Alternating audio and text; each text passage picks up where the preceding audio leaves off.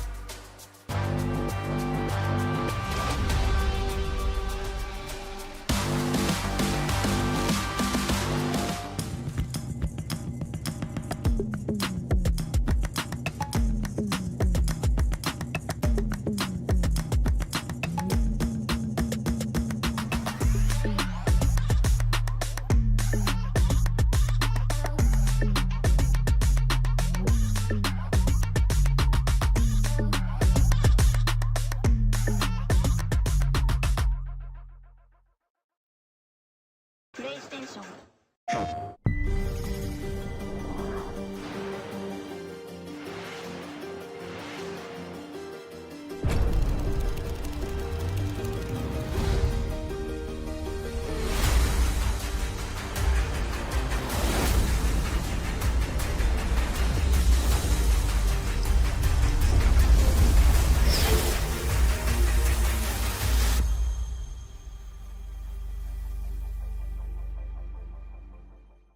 PlayStation. No two competitors are the same. Some run on routine for the chance to win big. Some make time to rise through the brackets. Some lock in with confidence. However you prepare, there's a place for every kind of competitor. PlayStation Tournaments. Sign up today on PS5. PlayStation. What is up, PlayStation Nation and MrSavage fans all across the world? Welcome to the MrSavage PlayStation Cup Finals. We are your hosts, Shy Wager, and hello, Kelly Link. Kelly, how are you doing? Lots of action-packed games ready to go today. Oh, I'm so ready. This whole week has just been some of the most competition that we've seen in Fortnite. And for me to wrap it all up with MrSavage's PlayStation Cup, I am so excited. And we've already had people that have won the MrSavage bundle. Everyone that we're watching here today is going to be already walking away with it, Chayo. So we already have winners and we haven't even started the games yet. Yeah, and the games are going to be super exciting coming in today. A bit of a difference in terms of why we're playing, how we're playing. I can't wait to get into it specifically. For everybody just watching at home, it will be 6 games in total that we're going to be looking at today. We do have a format to break down as well in terms of how exactly, we ended up here today in specific, exactly what we're going to be doing as well. So for this PlayStation Cup Finals, first of all, MrSavage, shout out to him. Again, Kelly mentioned the skins. To get into here, there were qualifiers to come through to this final event. This event in specific is going to be 100 players all playing together, 6 games in total. It's going to be a good time, Kelly. Yeah, but like we were just saying, the top 200 from the qualifiers will be walking away with the MrSavage bundle. And that is just so many incredible items. You have the MrSavage in-game cosmetic item, the Siren Slicer, Savage's Striker, 200 IQ in-game back bling, everything. But what we're looking for today is that Victory Royale. That is what the players are going to be walking away with, a $750 for just grabbing the win, Shayo. Yeah, that is the biggest difference today from every other PlayStation Cup you guys have seen before. The first one we had was very exciting because, it never happened before. How does the meta look inside a PlayStation Cup? Is it, deeper end games? Is it a bit faster overall? We found it to be very, very competitive when we were watching it. Run it back afterwards, change the format up just a little bit, have those elims worth a little bit more too. This time the elims don't mean much at all. Yes, Storm Surge still active, but Kelly, $750 just for the VR. These games get sweaty. Oh, it's going to get sweaty. I'm guessing we're going to see some fishing going on. I know a lot of people are going to be getting that gold so that they can go to the vending machines because, of course, the chug jugs are just such an important item. It's going to get sweaty. I was watching the qualifying games and I was like, wow, these games are ending around zone 8, zone 9. But of course, it's open qualifiers. So those games do tend to go a little bit more aggressive, a little bit faster. And for something like the finals, especially with the big names that we have competing right now, it's going to get sweaty. Yeah, if my math is correct, it's like what, $4,500 up for grabs. We can double check that and we'll see what's up. But that means that you have a chance, 6 chances actually, to just kind of slice that pie, get your share of it. And again, we haven't seen these types of formats too much outside of like testing for different things inside Fortnite way back in the day. I remember that's where they wanted a few more stacked end games. It would just make it so that if you win, you got like 1 point. Everybody else would, just get a bit of nothing pretty much. For what's happening over here when there's money on the line and it's a big chunk of money every single time, that changes the whole game, Kelly. Yeah, no, it really does. It changes up your mindset. A lot of people, we'll see tournaments won by people that have not even gone to Victory Royale. Actually, if I look at my notes right now, if I'm not mistaken, our last winners from the PlayStation tournament that we cast in February 1st won without a single Victory Royale. So obviously, this is going to be a much different strategy than we've seen in previous ones. We've also had reload tournaments. We've had zero build tournaments. PlayStation Cup really just brings a lot of everything. So if you guys want to be a part of these PlayStation tournaments, we'll make sure that you're following PlayStation Online. It's one of the best places to play Fortnite tournaments. And right now, we got another Fortnite tournament for you. Yeah, and this one, again, so special, so different. And everyone that's here already has a bit of that prizing and, your locker getting blinged up. But if you haven't seen this type of format happen before, what can you expect? Well, first of all, it's not just about hiding and waiting towards endgame. I mentioned Storm Surge a little bit before. You're going to have to get active, but kind of just for your own reasons, not to get any points, not to try to get from, a bit of a back position from the leaderboard all the way to the top. It's just about staying alive and active inside your game. Storm sickness is a big thing that you would probably have more experience than than me, Kelly, in terms of commentating over. How does that play a factor into the end game? Because we've seen it affect a few people in those final circles. Yeah, and we might see it here today, especially with how people have been playing the Storm with this most recent season. Chapter 7, Season 2. Guys, it just came out a few days ago. If you haven't been able to play it, get it on right now. It's awesome. They added a bunch of new items, weapons, mobility, everything that you could want to shake up the meta for competitive. And we're definitely going to be seeing that here today. I'm excited to see we got, what is it? The gauntlets just got unlocked, and they are interesting. Reminds me a little bit of those nitro fists, but also a little bit of like the kinetic blades. So interesting having new mobility. Also, the shockwave grenades are different now. They don't break builds, and they're gonna give you a little less of a boost as far as distance goes, but they do give you a speed boost. So I definitely think we're gonna be seeing that here today as well. I mean, it's, you know, it's Fortnite, Shio, and we can say that it changes and the strategy's different and the meta, but in reality, it's pretty much played the same way every time, just with some new items. Yeah, also you just gotta win. Honestly, you just have to win at the end of the day. Items in or items not. And this one, the win matters the most. We're currently getting that first lobby ready for you guys at home just to check out if you're competing or just watching. A shout out for being here. First of all, again, I keep saying this, but haven't seen a format like this in such a long time. Already, when Kelly and I were covering a few of these other PlayStation Cups that happened earlier, the games were already stacked. We were going to Zone 12. We were going deeper than that half the time while everyone's, you know, eating their fishes, eating their cakes, chugging up. This time now, tapped in for just the win mattering. Kelly, we've seen a lot of the time the person that controls height or is in the lead gets snubbed a lot of the time. Some random person comes in, either low ground or takes height at the end of the game, and then ends up with that VR. We're going to be seeing a lot of grassy knolls in this one. Oh, yeah, especially with those gauntlets. I can imagine that we're going to be seeing hopefully some players holding on to them to the very end game and fighting for that high ground. I would imagine also, with that being said, that we're going to see some people try and take a very extreme height. You want to make sure that you have that difference between those gloves and how far you can launch yourself up. But yeah, I don't know. You know, it's a console cup. It's a little bit different than the FNCS, and we have some big notable names here that have already kind of cemented themselves as being high ground or low ground players. I know that I've seen Aloe go for high ground a few times. Roxanne was doing a pretty good job with low ground and actually walked away with 3 victory royales in the open. So already kind of has that mindset for what victory royale, like what they need to do for the win.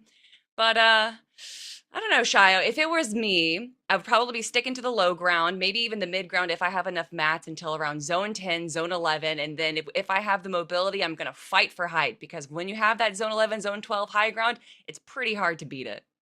Yeah, you can win. And that's the in-game Kelly Link. Now, the Kelly Link that gets us $750, that wins one of the games today.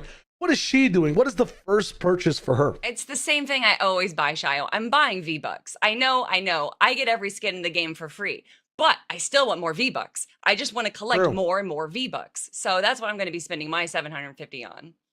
Okay, I'm tapping in. Oh. Do you want to know? No, I do. Okay, a PS5 Pro. That's the one for me. I want more FPS. I want to tap in to make those V-Bucks that I already won from the last tournament look even better on my screen. You know what I'm talking about? And make sure that whatever other game I'm rocking in with also is good, because again, when it comes to PlayStation, these tournaments that they're going to be running on the platform might not just be Fortnite. There might be more Fortnite tournaments in the future as well, but there's so much you can tap in with this new tournament feature. You saw the ad at the beginning. You can just register up, tap in, play something, and try out and see, hey, you could also win big money, qualify for really fun tournaments that get your career rolling, get you a hobby rolling as well within your already very fun hobby of a game. But that is just, you know, the overarching thing to specify and really focus on Fortnite here for the day. 6 games is not a lot of chances, Kelly. If you mess up once, twice, 3 times, a lot of the times in the past, you're out of the running. All the way till the end here now, even if you haven't won a single game for the first 5 times, that last chance you have, you still have a chance to win $750. That's a really big thing. Yeah, that's always what's been the most fun about like last chance qualifiers, right? It's always been like, if you win, then that's it. So even if you are, like you say, in last place in that final game, you can still walk away with the win and go into it. So yeah, that's really exciting. I'm hoping that we see some players that might, you know, be contested on their drop, or maybe just have like some rough early game rotations and change things up for that final game. Because like you said, I mean, there's, you know, it doesn't matter if you're in last, you can still do things and get that $750. But Shio, what I was going to talk about earlier is that watching the EU version of this tournament, if you guys haven't watched it, go check it out. There's some good stats, some good plays were made, but each game was won by a different player. So 6 winners, 6 people walking away with $750. Are we going to have anyone walking away with $1,500. I really hope that's the correct math. I think it is. 2 wins, maybe 3. 3 wins is if someone wins 3 times, everybody's gonna stop playing. I'll be honest. Let that guy win all 6. Let that girl win the entire tournament. I swear to God, there's no reason that somebody has business doing a hat trick today. But a double up, 1,500. I definitely think it's possible. We've seen like specific players tap in when the zone bounces towards where they're strong, going back to back, at least getting a first or second place over and over again. For this one, I feel like after that first game, people are going to understand, you know, okay, this is the competition I'm dealing with today. This is how intense it gets towards the end game. This is how my Storm Surge path kind of looks. 1,500 though, if I have to put a percentage on it, 10% chance. What's your percentage? Give me your percentage, Kelly. I think it's a little bit more. I'm going to say that it's more like 25% chance. I got 100 people in the lobby. We got some, well, there's 100 players, but yeah, there are some notable names that have performed well.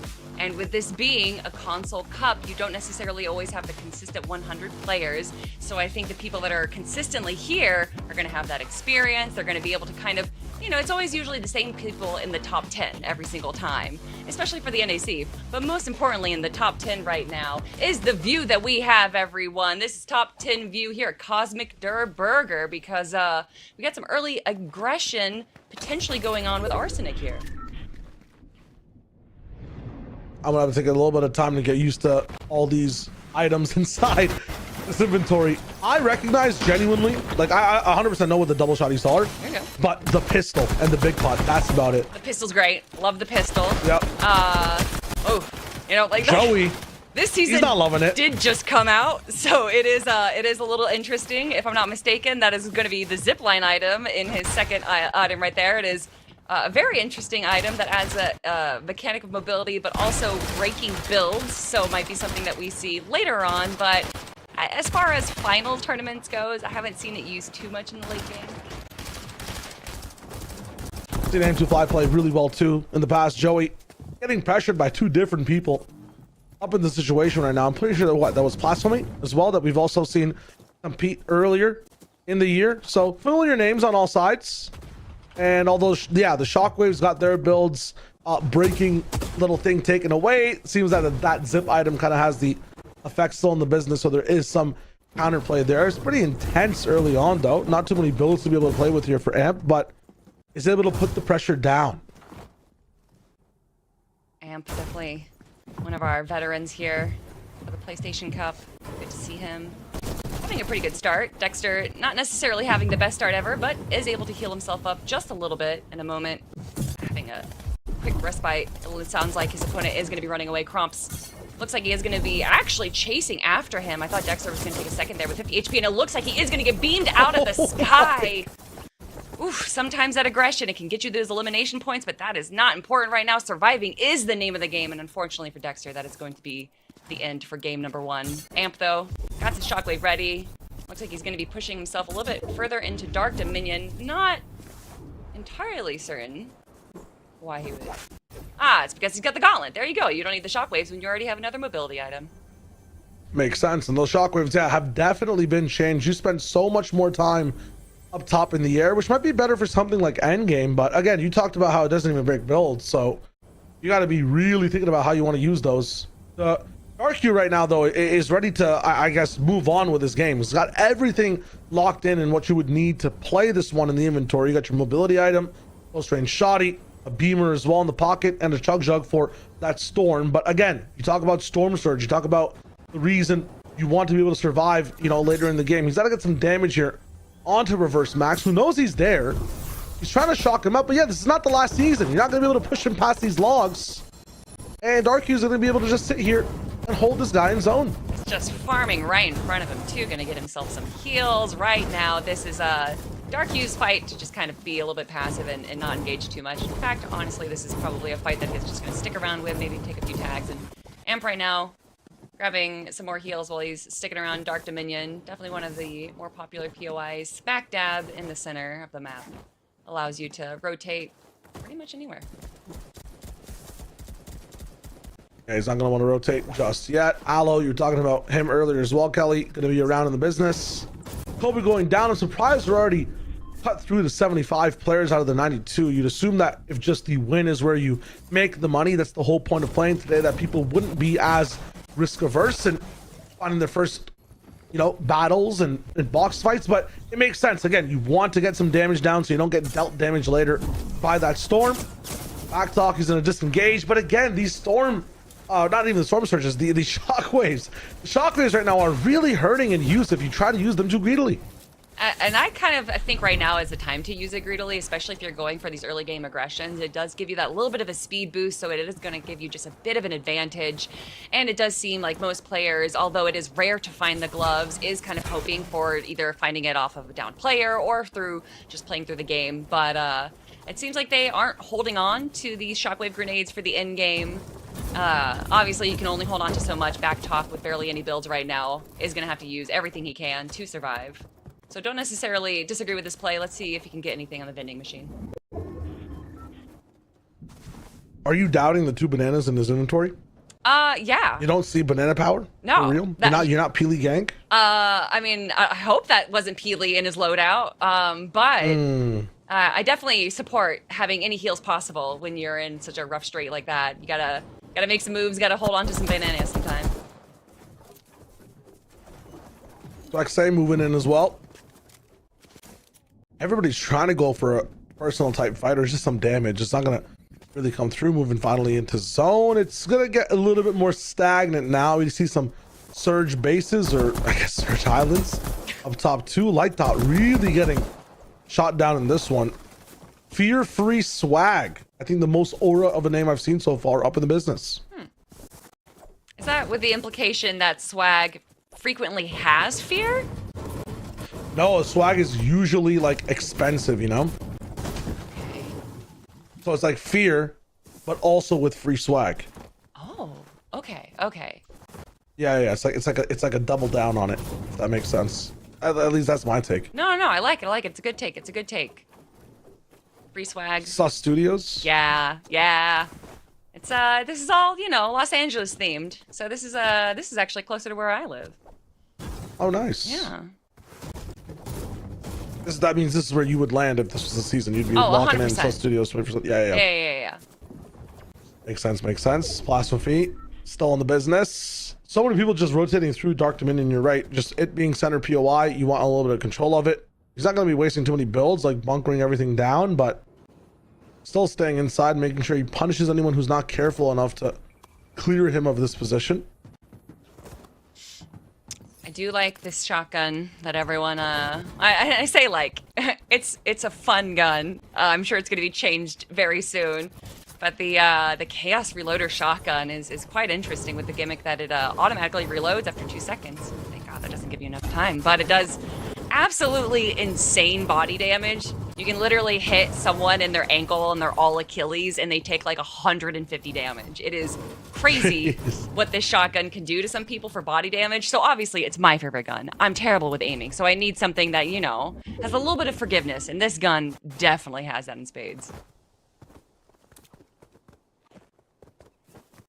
Right now, Swag's got to be careful. I think there's somebody just bush camping behind him.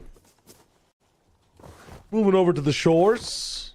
That's where Aloe is, and Vedit ends up in there as well. So again, lots of familiar names in front of us. Gotta make sure you're keeping up on your mats too. Overall, nothing really moving or happening inside the server. We're gonna have to wait and see if this storm will catch up with the action in just a little bit. He's going straight for this third party though. Vedit is gonna see him coming in just a second. He doesn't, so shot to the head will connect. Past that, this 1v1 turns into a three-way fight.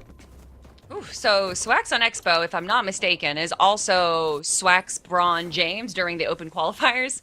And they actually had the most victory royales out of anyone in the Open Qualifiers. So if there's anyone to keep an eye on as far as winning strategies go, it might be this player right here.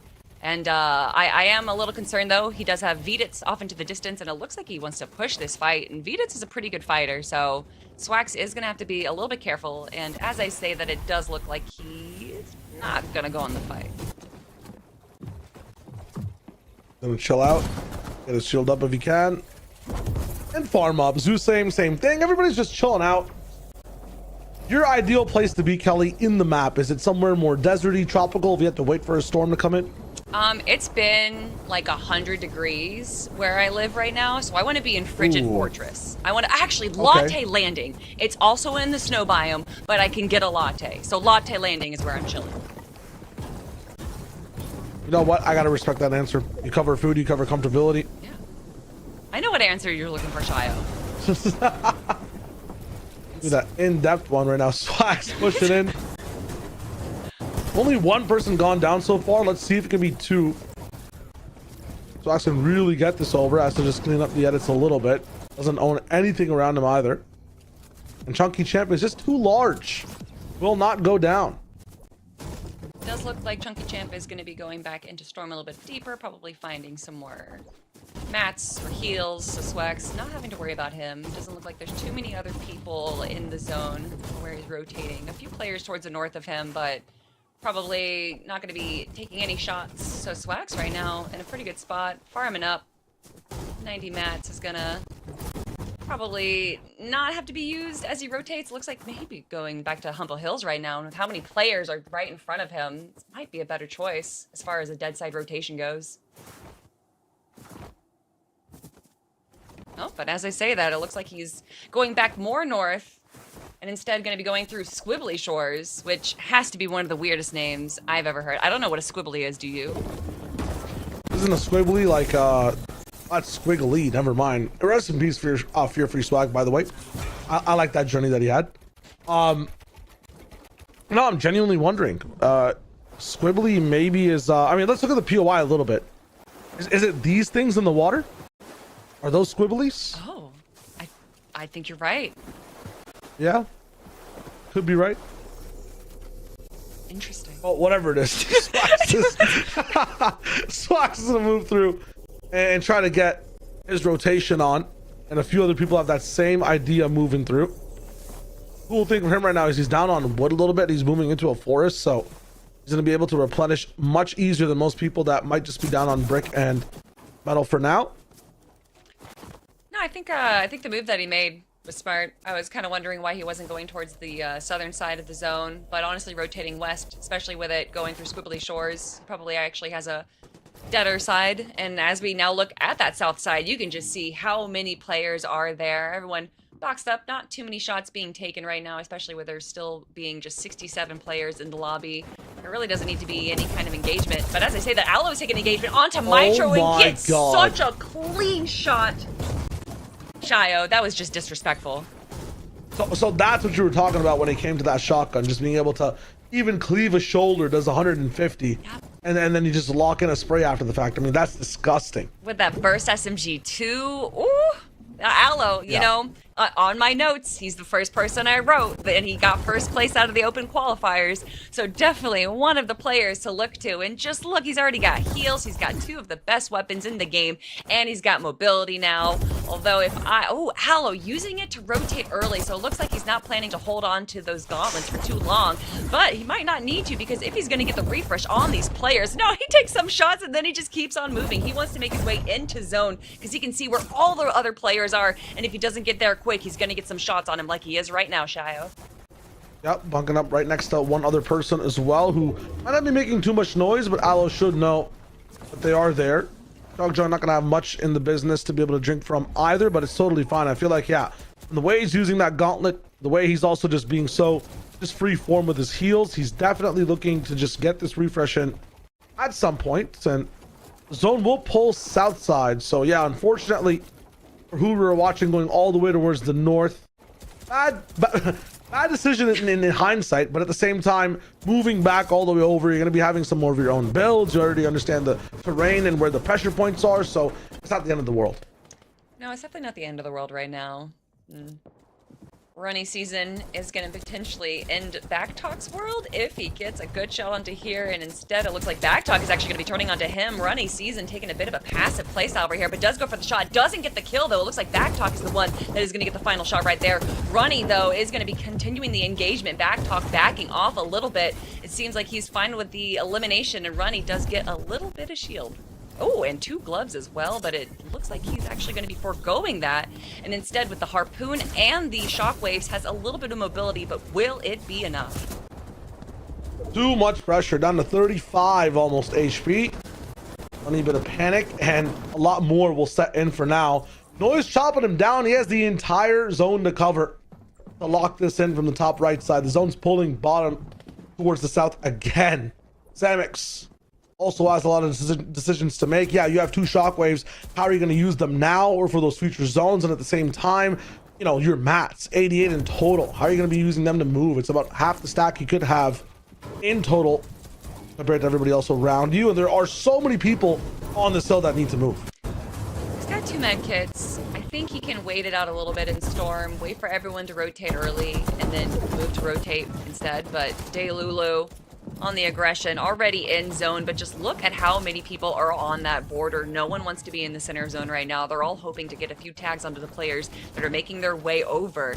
But Daylulu has to be a little bit careful because you open yourself up. That means that you're also going to get a few shots. But it looks like Day's able to recover and hopefully grab a few tags onto the players rotating in. Serial also making sure you have enough shields to be able to actually move from here. Gauntlet tech coming in.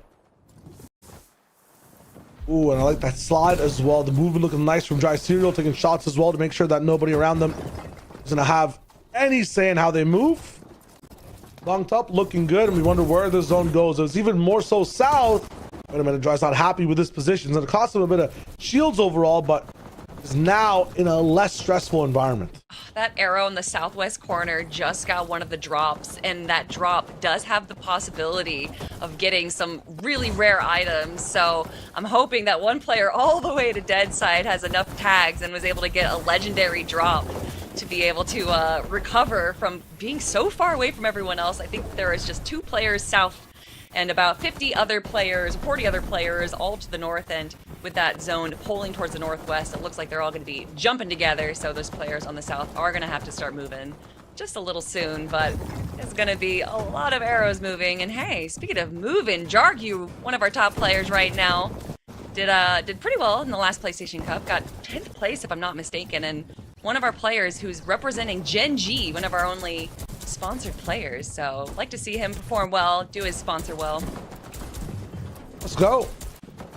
See if we can lock it in right now. A bit of an uncomfortable situation with the zone that we have in tow. Yes, it is a little bit more close to everybody else. You're not going to have your match stretched too much, but it's not going to be going over too many old builds. The zone did pull over from the top right side down to here. Now you still have to build up a little bit, have your mats counted out, have something saved in the bank to be able to cash in. Chronix has nothing. Has to build up his portfolio right now when it comes to health.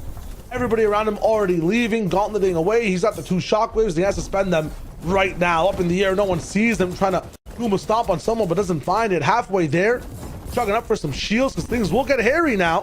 Flick also in that same position. Slides off and sees Jargu's face editing over, looking for a few pot shots. He ends up going right next to him. Low HP players around him. He's going to be safe for now. Taking a quick moment. Take a peek behind him. We're Plastify and Backtalk are taking a few shots at each other. Plasmify, though, really low, looks to get away from Backtalk. Backtalk is chasing, and this might give Flick a chance to just look a little bit north, but unfortunately, he has to look down because that's where he's getting some shots from Jargu. Jargu, is he going to be able to finish off the elimination with 57 HP left for Flick? He just has a hope and a dream to remain. Some shots coming in, but it looks like for a moment he might have a break from Jargu, but no, Jargu is still chasing. He's not done just yet. With just 70 HP left with the Chug Jug, is he going to be able to heal himself up before Jargu can get the elimination? Jargu's just so good at tracking and keeping that pressure down. No mats left over for Flick right now, so he has to be very creative. Those floors, that pyramid, not his. And he's back up into the ceiling to heal off for now, but Jargu finds him again. Not his rip.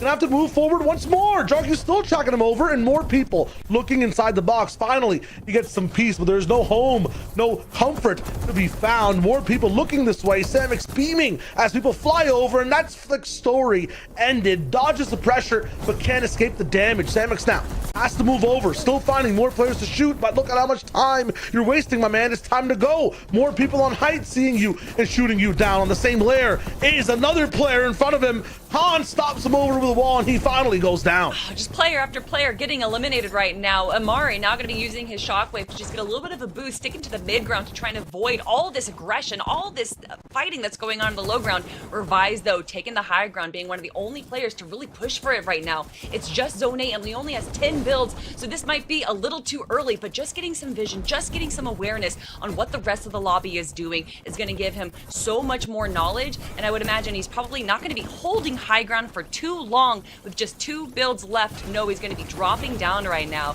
which means that high ground might be open for anyone to take, and it looks like it might be Amar that's going to be fighting for it. Amar's got those hard masses to be able to take it over, but Revise is not done yet. The big double gauntlet shot just rings true, and he's going to be able to spray into the box as well. Shotgun needs to reload. He knows exactly where Amar is. Goes in for the all-in. About to get another tag. Down to just 50 HP. Revise is keeping up with the pressure. He's all in now. Not many mats to play with. He has to get the sealant. Can't find it. First wall denied. Second wall. Mind games. The shot is found. Revise gets his target. Oh my gosh, he gets a refresh, just a little bit of builds, but Straight to automatically heights. goes straight to height. Revise with the heals, with the weapons. He has everything set up for victory right now, and it looks like he just bullies off the rest of the players off of high ground, and now this is the first confident high take that we've seen, Shayo. He's not playing Fortnite. This guy's just straight up gambling right now. Up the height every single time. All in 24/7.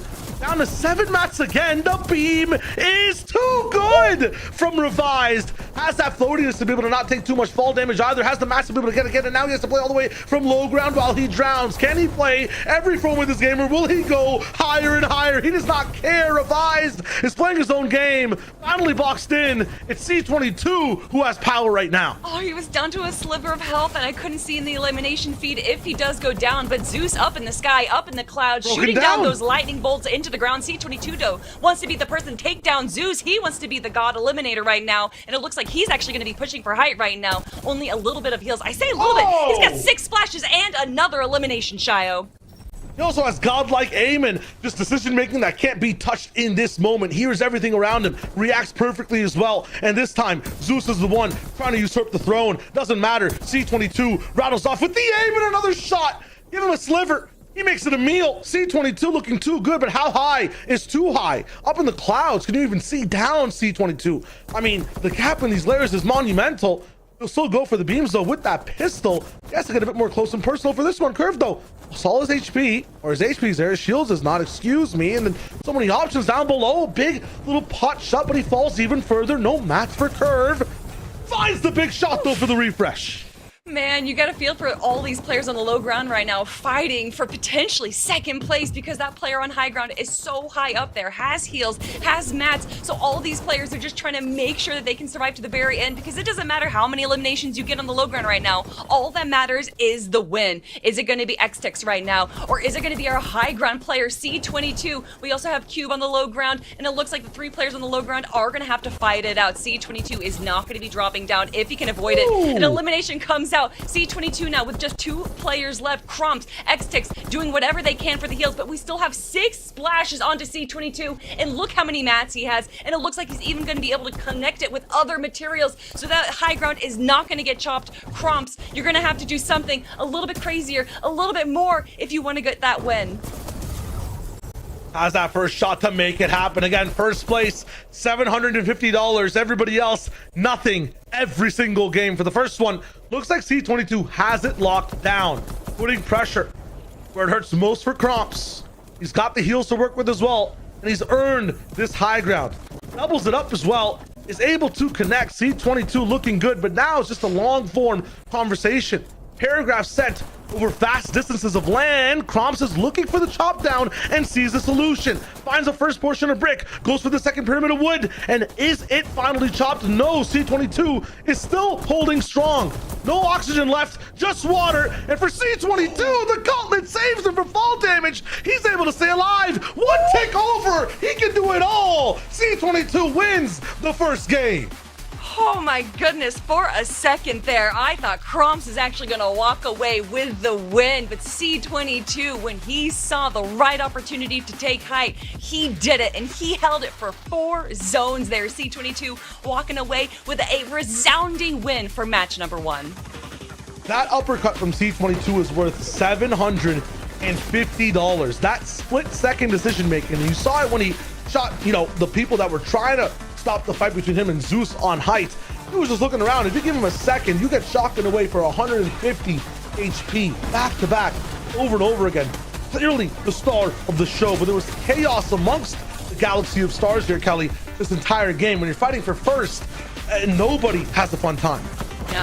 No, and you could tell a lot of these players that kind of struggled towards these like zone 8, zone 9, they didn't have that mobility that they needed, but the players that were able to make it all the way to the end were able to find either some gauntlets on the ground, and obviously we didn't see too much shockwave grenades towards the end game there, but when it came down to it, high ground won the game.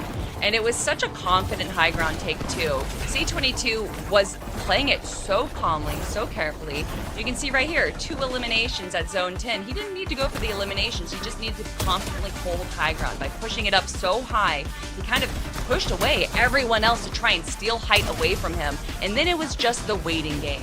And that's exactly what he did, and he got the win, and he's walking away $750 richer because of it. But you know that Xdix here and our other player, Cromps, is going to be looking to change up their strategy a little bit for games 2 and more. Yeah, Xdix had that chug that I think that Cromps picked up, but just didn't have the mass to be able to support towards the end of the game. Look at pressure just dropped down by C22 that entire time, and we'd have more analysis in terms of how many points things are worth, where the leaderboards stand in general. But again, it's first place winning. You can see everybody else grayed out. C22 has that blue wrap around his first place. He's the one walking away with $750. That being said, just to look at the rest of the leaderboard in terms of eliminations, who had the cream of the crop, who had the chance and the most influence inside that game, it looks to be C22. 5 eliminations, tapped in, not just winning the game, but also running the entire server. Yeah, I mean, congratulations to C22 right now. I was actually expecting him to have even less eliminations, so to be able to get the win with 5 eliminations is pretty dang impressive. But can he do it again? I asked you at the start of the show, Shayo. We had 6 winners over in EU, 6 individual winners. Are we going to have 6 individual winners for North American Central, or is a player going to be able to get multiple wins? C22 is winning all 6 games. What can I say? I mean, who can stop this guy? Right now, 100% chance of that being possible. You know what I mean? Like, that's not how percentages work, but guy's looking strong.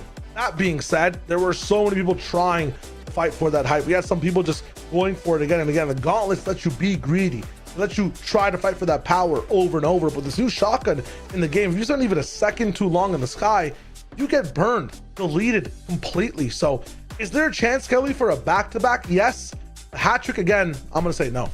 A hat trick is definitely going to be a tall order, and I don't know if that's necessarily in the stars for us today, but for me, Shayo, I am excited for our next game that we have coming up, and if we're going to be seeing some players change up their strategies a little bit. It was a very, very slow mid game in game number 1.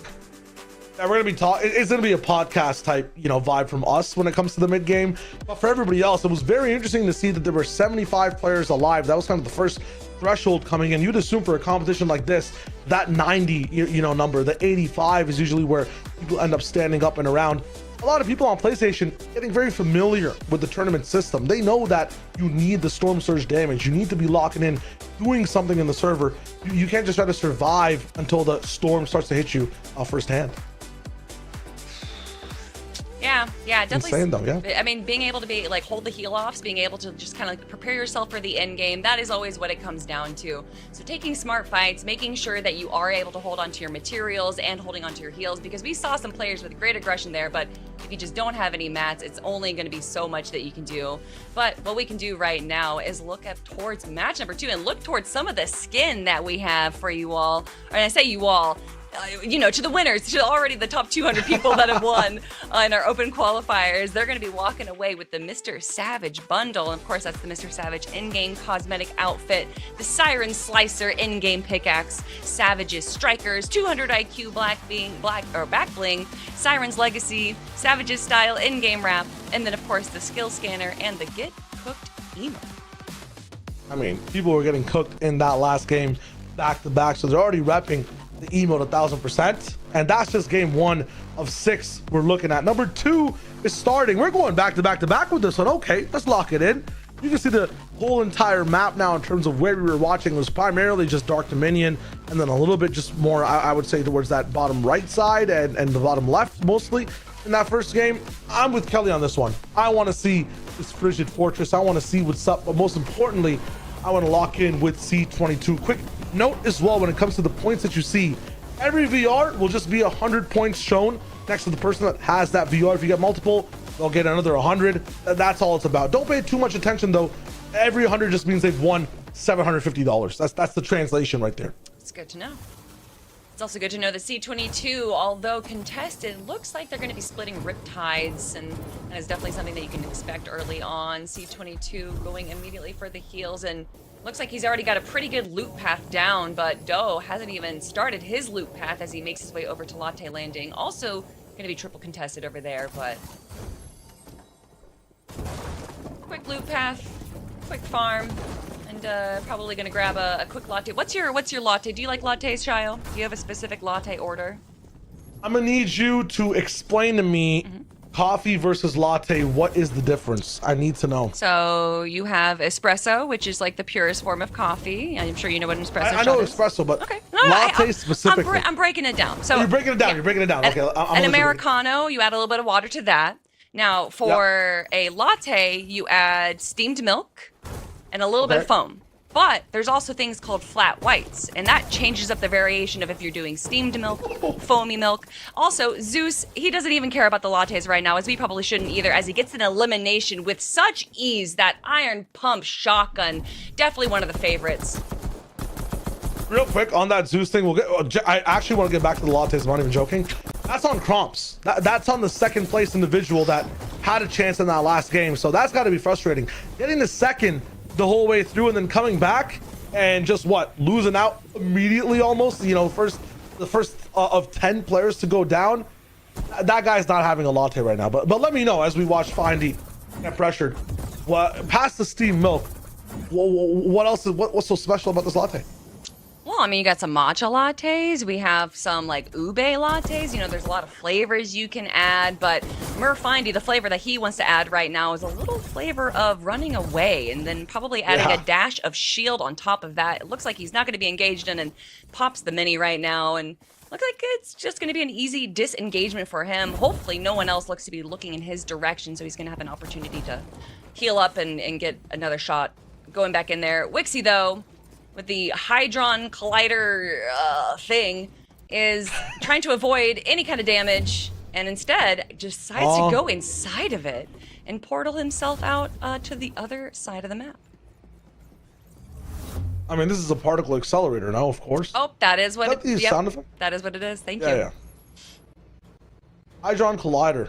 Is that that sounds like a thing that also exists. I'm just wondering. Oh, in real, yeah, no, it's a real thing.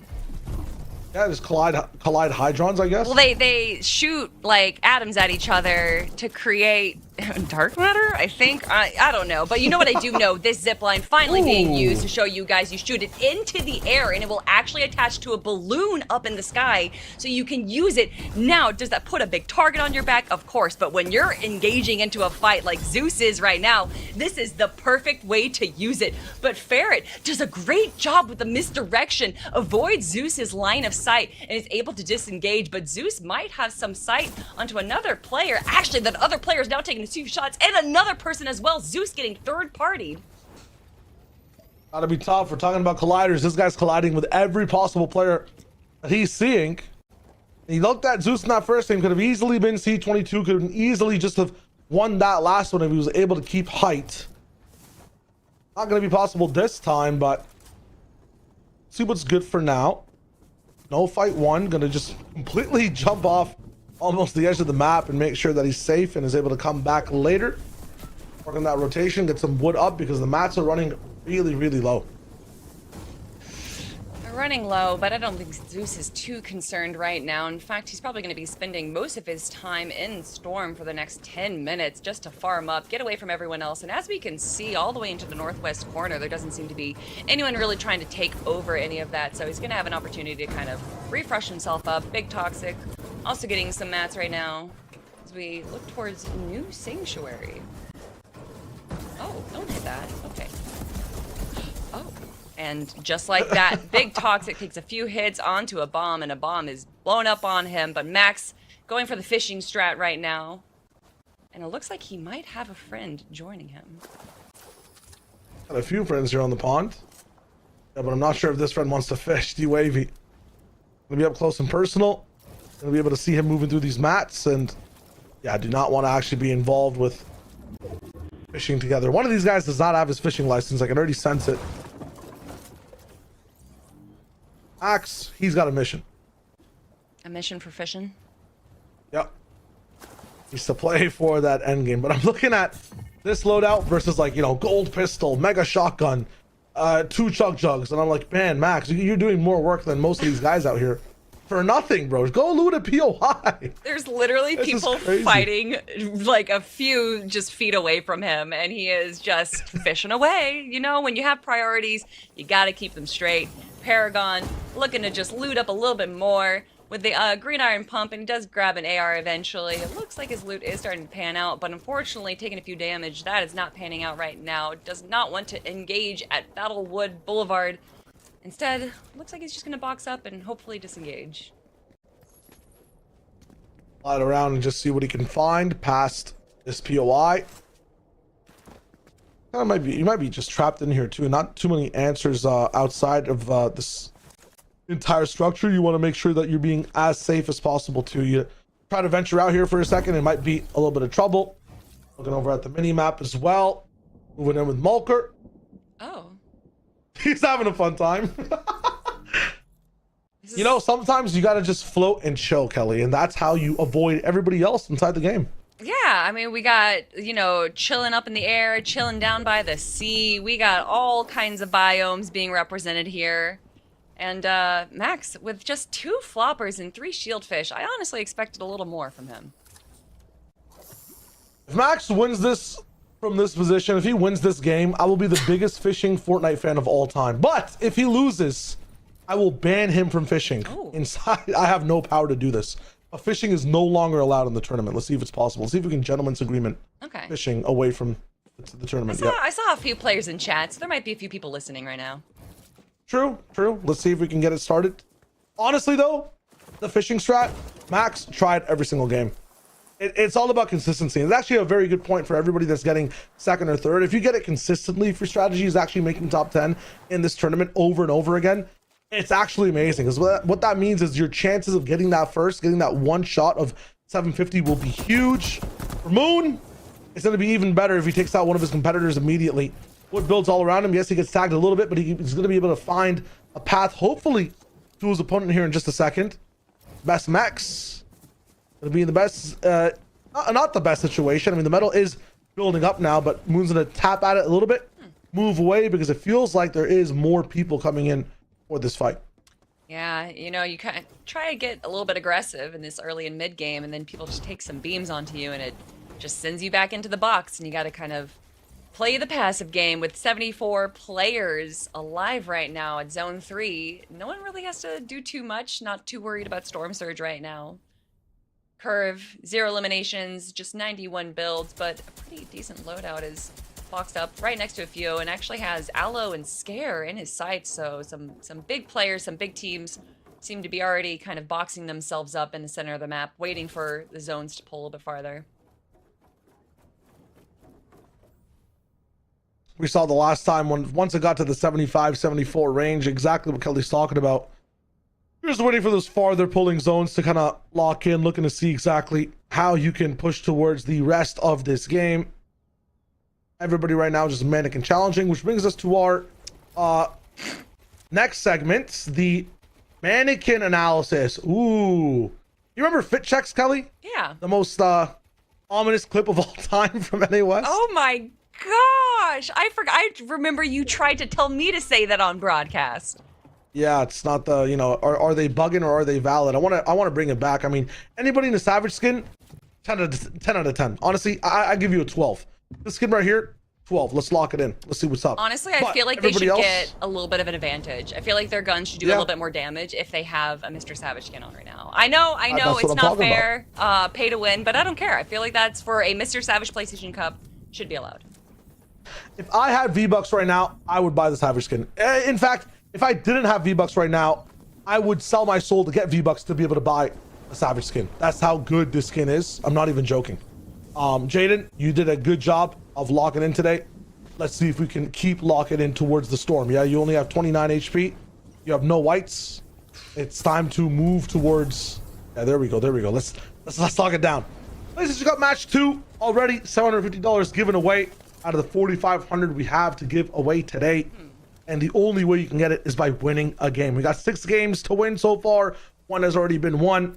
In match 2, things are looking business as usual. Our second place player from the last game did end up going down in this one though. So again, back to back, nothing gained. Lots of shockwaves here for Jaden, but they're gonna make a lot of noise when he does rotate. Hopefully he rotates soon. I know it's still just a single tick of damage, but he is putting it really close. And there are a lot of players that are definitely within range right now, and that hit scan from the burst SMG just is not going to be your best friend. And he even takes a shot onto Nick the Slick. Jaden, what are you doing? You have 6 HP with 70 shield right now. You should not be calling attention towards yourself. But as I say that, Doe is looking to just kind of run away from him. Everyone is just trying to survive. No one wants to eliminate each other. But Jargu in the back, waiting in the shadows, and you know that he does not care about being in Storm right now. He's going to make sure that he is set up for the end game, and with all these low health players right around the edges, that is just going to be easy pickings for Jargu. Oh, we'll see if Jaden becomes easy pickings in just a bit. Joey, tuned in with him a little bit towards the earlier portions of the last game. Going to be playing like it's the 12th zone right now, burning every possible bat for a position that's not even real. Okay. Someone's got to, highlight and bolden the map counter for Joey now because we're in bad positions for the moment. That being said, it's good to lock in these many mats because the HP non-existent, the shields non-existent, and now the mats down to 1. 100% protect yourself as you move. Might be a bit too much protection for this one. I don't know if it was an automatic animation, but MrSavage just shook his head right there as Joey, as you said, that he only had 1 build left, and it looks like even the skin is aware of how rough Joey is in a position right now. Panic having such a rough position to be in, but does get a little bit of grace, does find a shield pod right there, and being able to stick yourself into a little building, a little shed, does kind of give yourself a little bit of a box, but hopefully no one else is going to be fighting for that. But as I say that, it is Khan on the other side, and Joey doing whatever he can to be the most quiet he possibly can. No builds, no heals. This might be it for Joey. I believe in Joey though. No heals needed, just 1 shot. You might trap someone into it. Nobody sees where Joey is. Oh. Except for Hughes right there. Nice aim. Good eyes. And now we move over to the next portion of the game for him. These rotations is where you have to be very careful. It's where everything can go wrong. He's got 1 more shockwave to use, but probably wants to get greedy and not use it just right ahead because the next zone is coming and then the next zone is coming. That being said, for Swax, we got good rotations last time that we saw. It's a nice little refresh, and we know he's very liberal with using that gauntlet.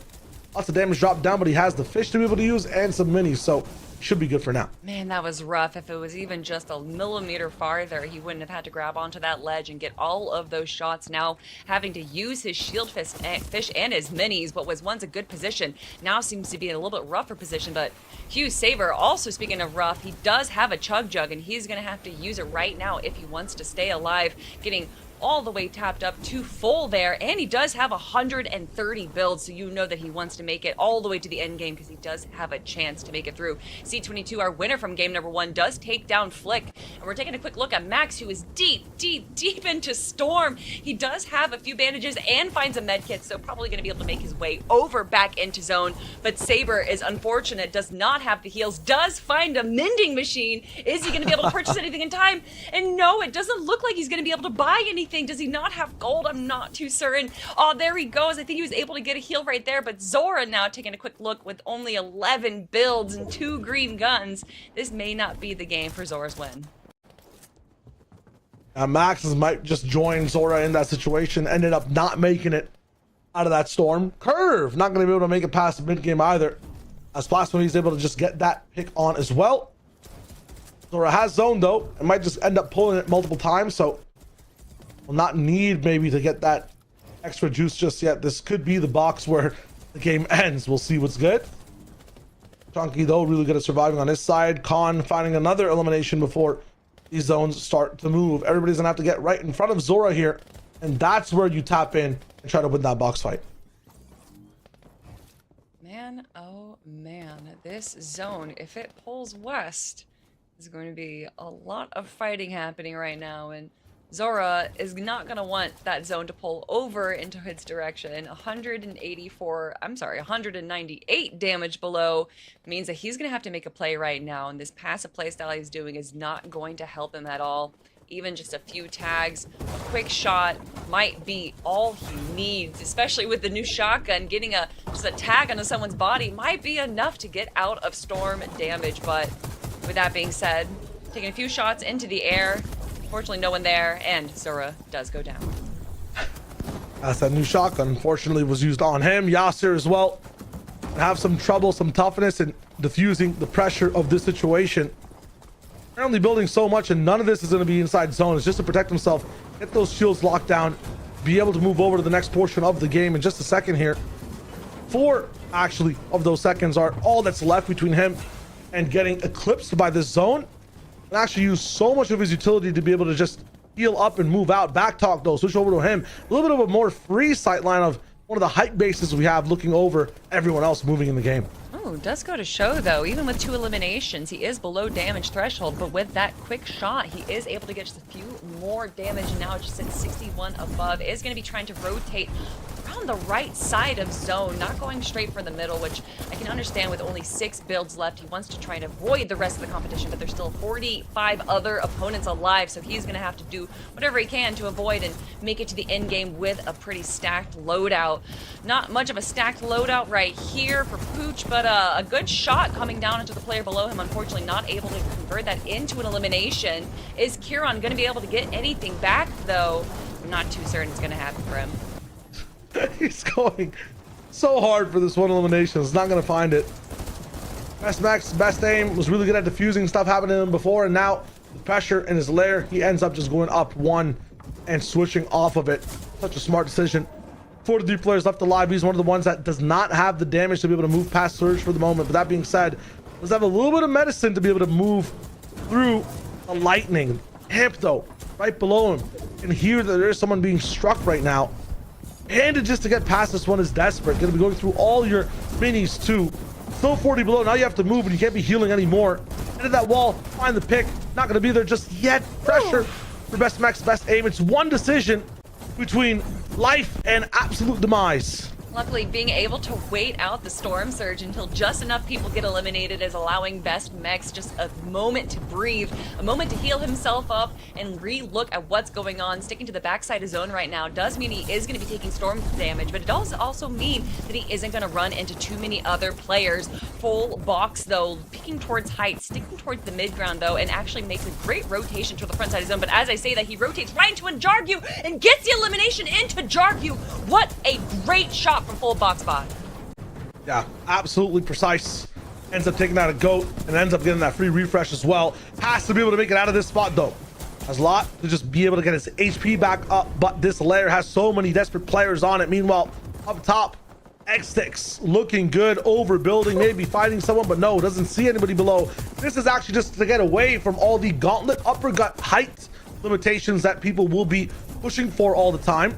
We'll be able to have a little bit of a shot off on one of them before things get going. He's able to just bolster up exactly where he is to, wants to keep this height and has the mass to be able to do it. Is going to be able to connect, build back up, and now he's got a really structured base.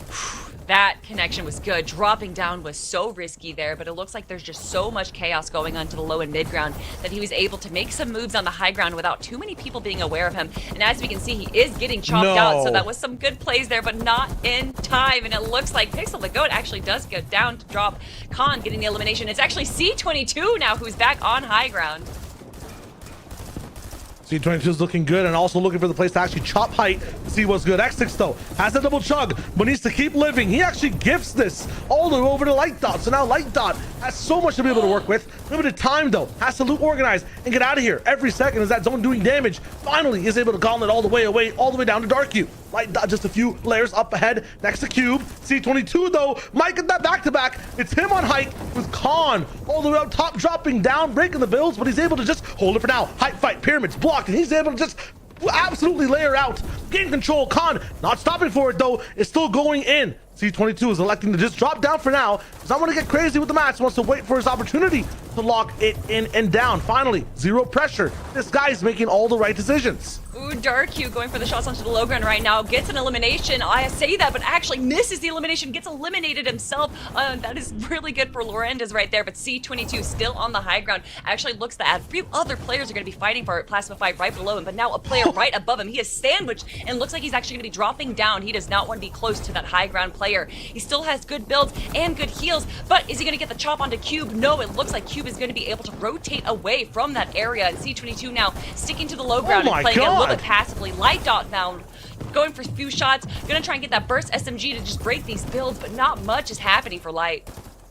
Yeah, pressure for him down below, but C22 is making every right decision, and he's been the only one to save all these mats. Low HP, but he's got a chunk to be able to use, and has to watch his feet as he uses it. That's where the pressure will come from first. Khan up top, no mats. That's the difference in play right now. He's the one looking to see what to do next. Gauntlets for C22. He goes up twice, 3 times.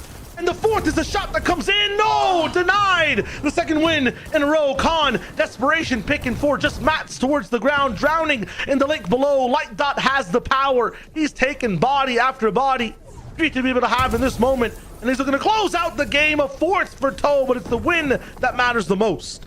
Light Dot right now making quick work of his opponents, but he still has 2 players left, and it doesn't matter how many eliminations you have. It matters if you get the win, and Light Dot is pushing for that right now, going for another high ground, while the 2 players down below, Cube and Rest, fight it. But above, waiting patiently, looking down on his opponent's Light Dot, waiting for the right enter time, goes for the engagement, goes for the third party. Is he gonna be able to get the game? And he gets the final elimination onto Cube. Light Dot, your winner for game number 2 of the MrSavage PlayStation Cup.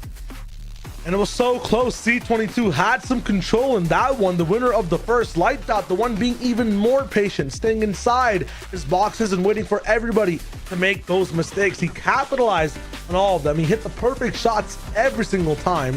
And this guy's the one-word sentence speaker. He just shoots that shotgun once, you're done. You don't get to have a conversation with him again, and he moves on to the next. He had so many chug jugs to be able to use with, and he had really good inventory management towards the backside of that storm. A really good game from Light Dot, and $750 going straight into his wallet. You definitely think that Light Dot is probably appreciating the fact that Khan was pushing for high ground so hard against C22 that both of them used so many heals and so many mats that they weren't really able to recover. Even though both of them were able to hold high ground for a few zones, it was actually Light who was able to just kind of rest in the low ground and rest in the mid ground that was able to turn that into a win. So although high ground wins games, sometimes it takes so much resources to even be able to control high ground that it's not worth it. Yeah, I mean, the craziness of trying to keep it. So many players, again, wouldn't really normally do that in a regular Fortnite game, FNCS, or even like a cash cup here and there, right?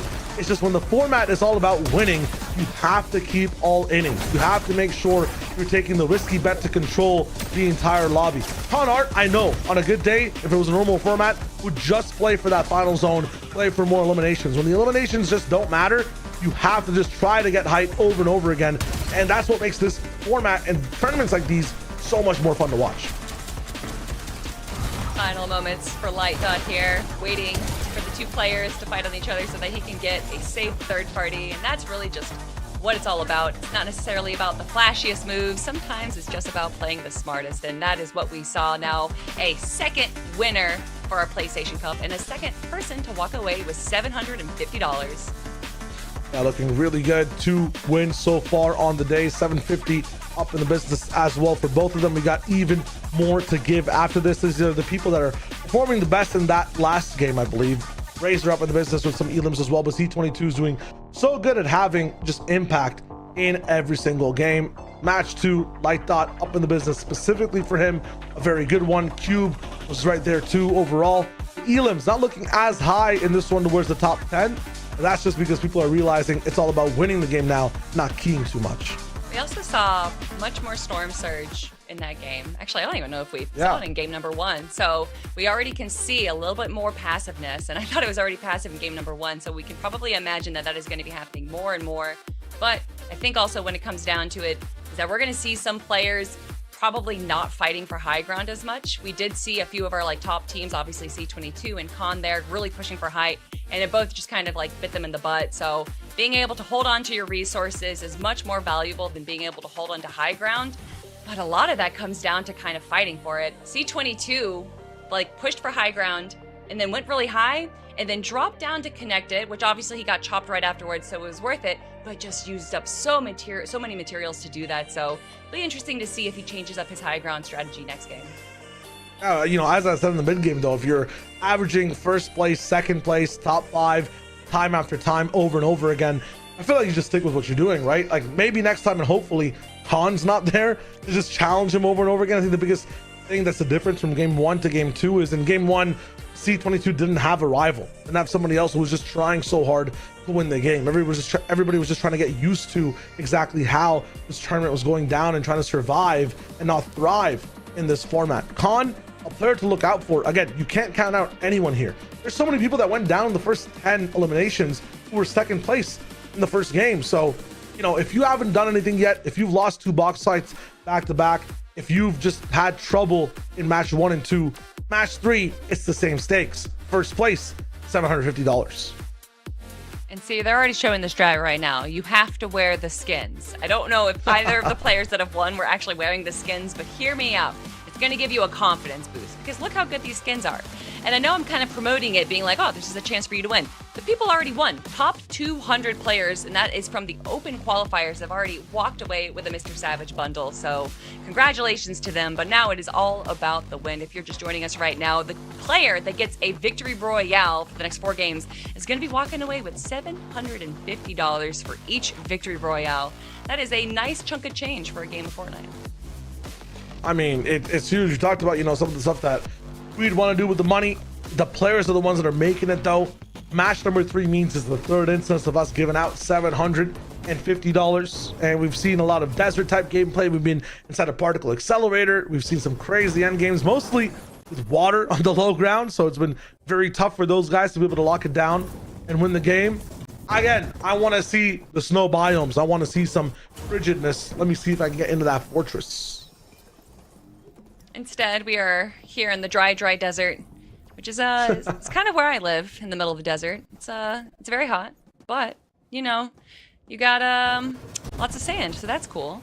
Light Dot, pretty good start right now. We already saw him have a great loadout, and being one of the only players to land here in New Sanctuary is definitely giving him probably all the mats that he would need. I'm living in a desert too, Tundras are also technically classified as deserts. That's right. You're Canadian tundra. Yep. Is it even classified as that though? I live in a city, so it's the whole thing. There's a lot of pianos down here. What's the story with all these pianos?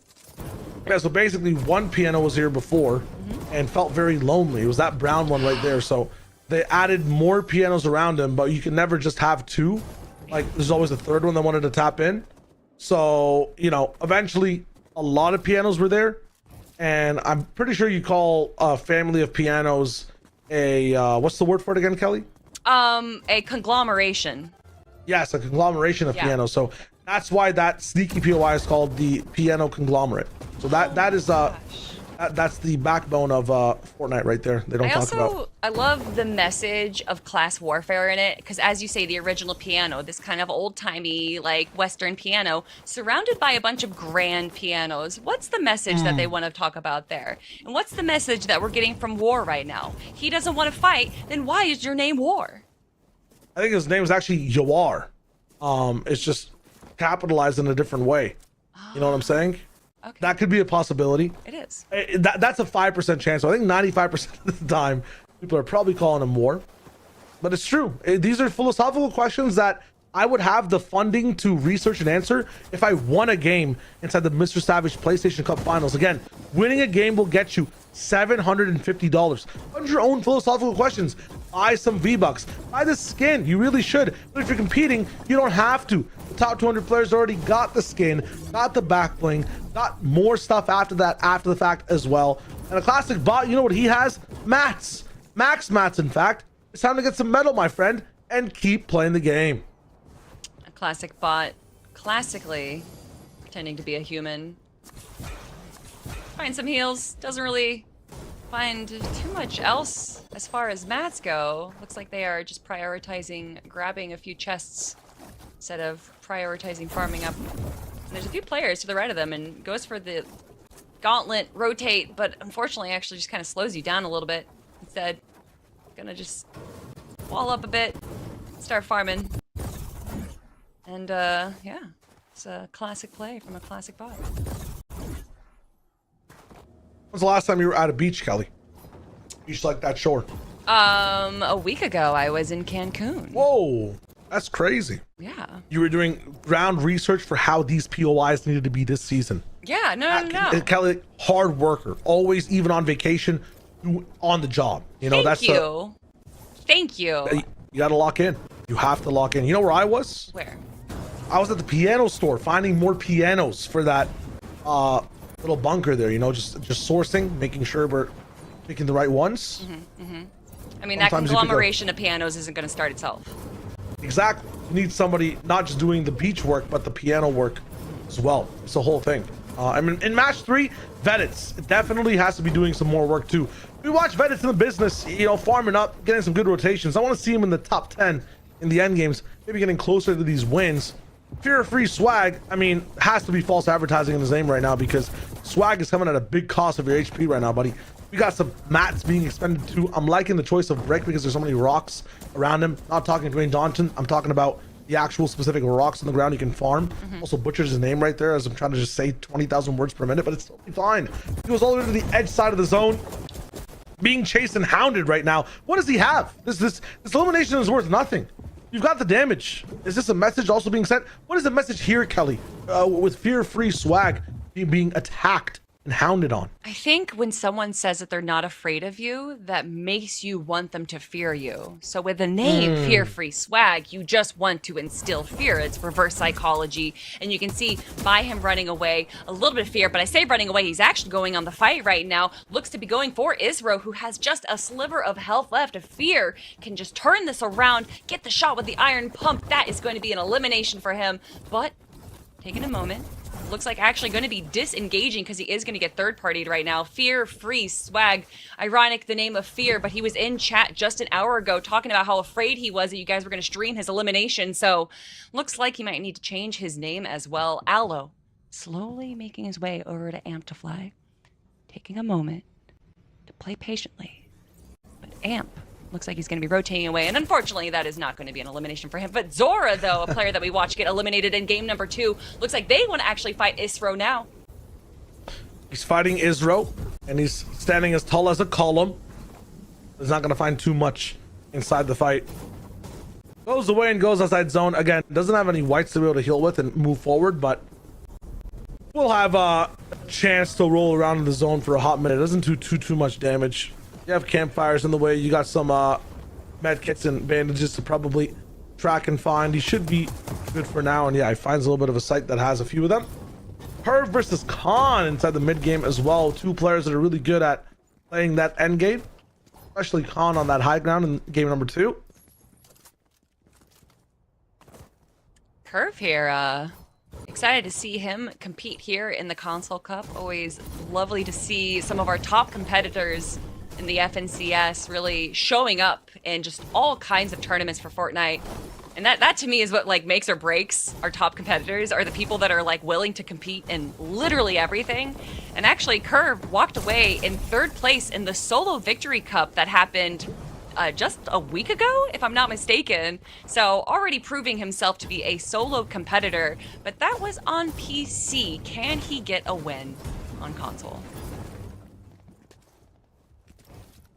Sometimes harder. For some people, also easier when it comes to just the rotations up in the business as well. But for me, watching this PlayStation Cup happen time after time, it feels like it's just as hard as some of these other game modes on the PC or whatever platform you're playing on. Feels like here on PlayStation as well, people are locked in the competition. This shotgun is insane in terms of value and damage. Eyes are stared up, boxed out, gonna be completely owned like a fish in this one. Oh, absolutely just boxed and sold. Curve is too good with it. Look at that. Just full mats. Doesn't really need anything. No one's even near him, so he doesn't have to worry. Oh, I say no one's near him. Yeah, no one's near him, so he's fine. He can just chill right now. Doesn't have to worry about Storm Surge. Oh, hey, look, there's some vending machines for you, so you can get everything you want. And now let's take a look at some maybe less fortunate individuals like Zvel here, who kind of just in the middle of the Bollywood Boulevard there. Or Battlewood Boulevard, I should say. I was about to say Bollywood Boulevard. That's so funny. I was about to tap in. I was about to major tap in and just review the entire POI. Okay, what did they put where? Why is this Bollywood Boulevard? What is going on? Not a chance. Amar.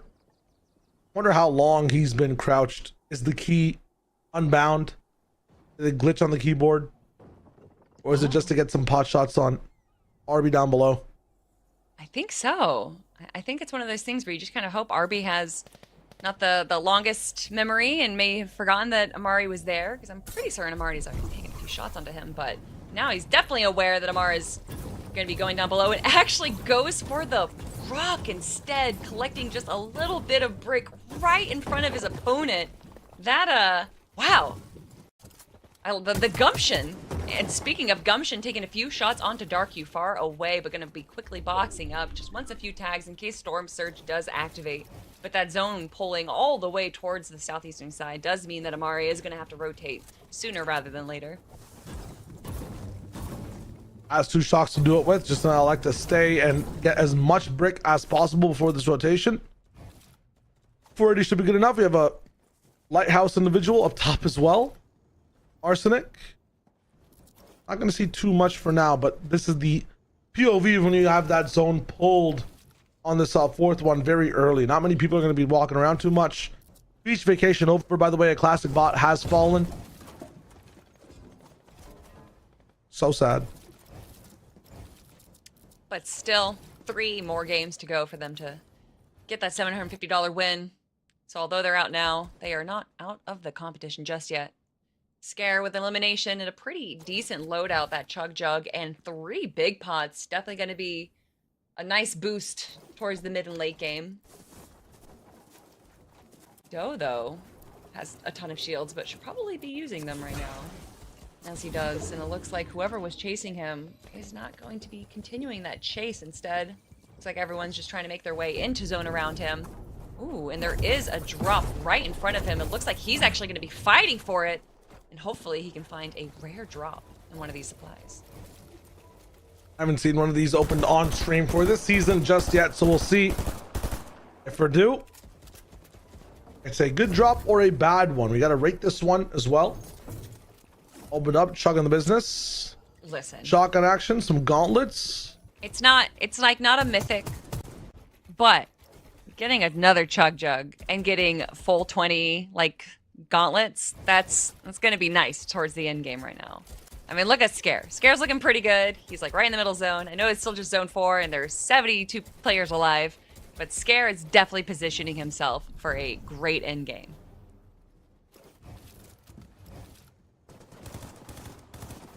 Rest of the players coming in from zone now. Bot here to be able to play again next to Bully. Ever tried making an actual home inside Fortnite, Kelly, not just these 1x1 boxes? Like in Fortnite? Yeah, like just designing a whole one before the entire Lego stuff happened. I'm just saying, you know, inside the game, inside a public lobby. You know, the first time I ever played Fortnite was back when it was just a wave shooter. And I would build some fun things there. I remember all the traps and stuff you would build. But then I was like, oh, this game's kind of dumb. And then I didn't play it for 4 years. And then they hit me up and they're like, hey, you want to cast a game with Shio and Bala? And I was like, I don't know who those guys are, but sure. And the rest is history. And the game after that was so much fun. I had a very similar experience just revisiting this game in the very early days. I'm like, wow, this actually hits. I want to play this more. And I love that. It was really, really sick.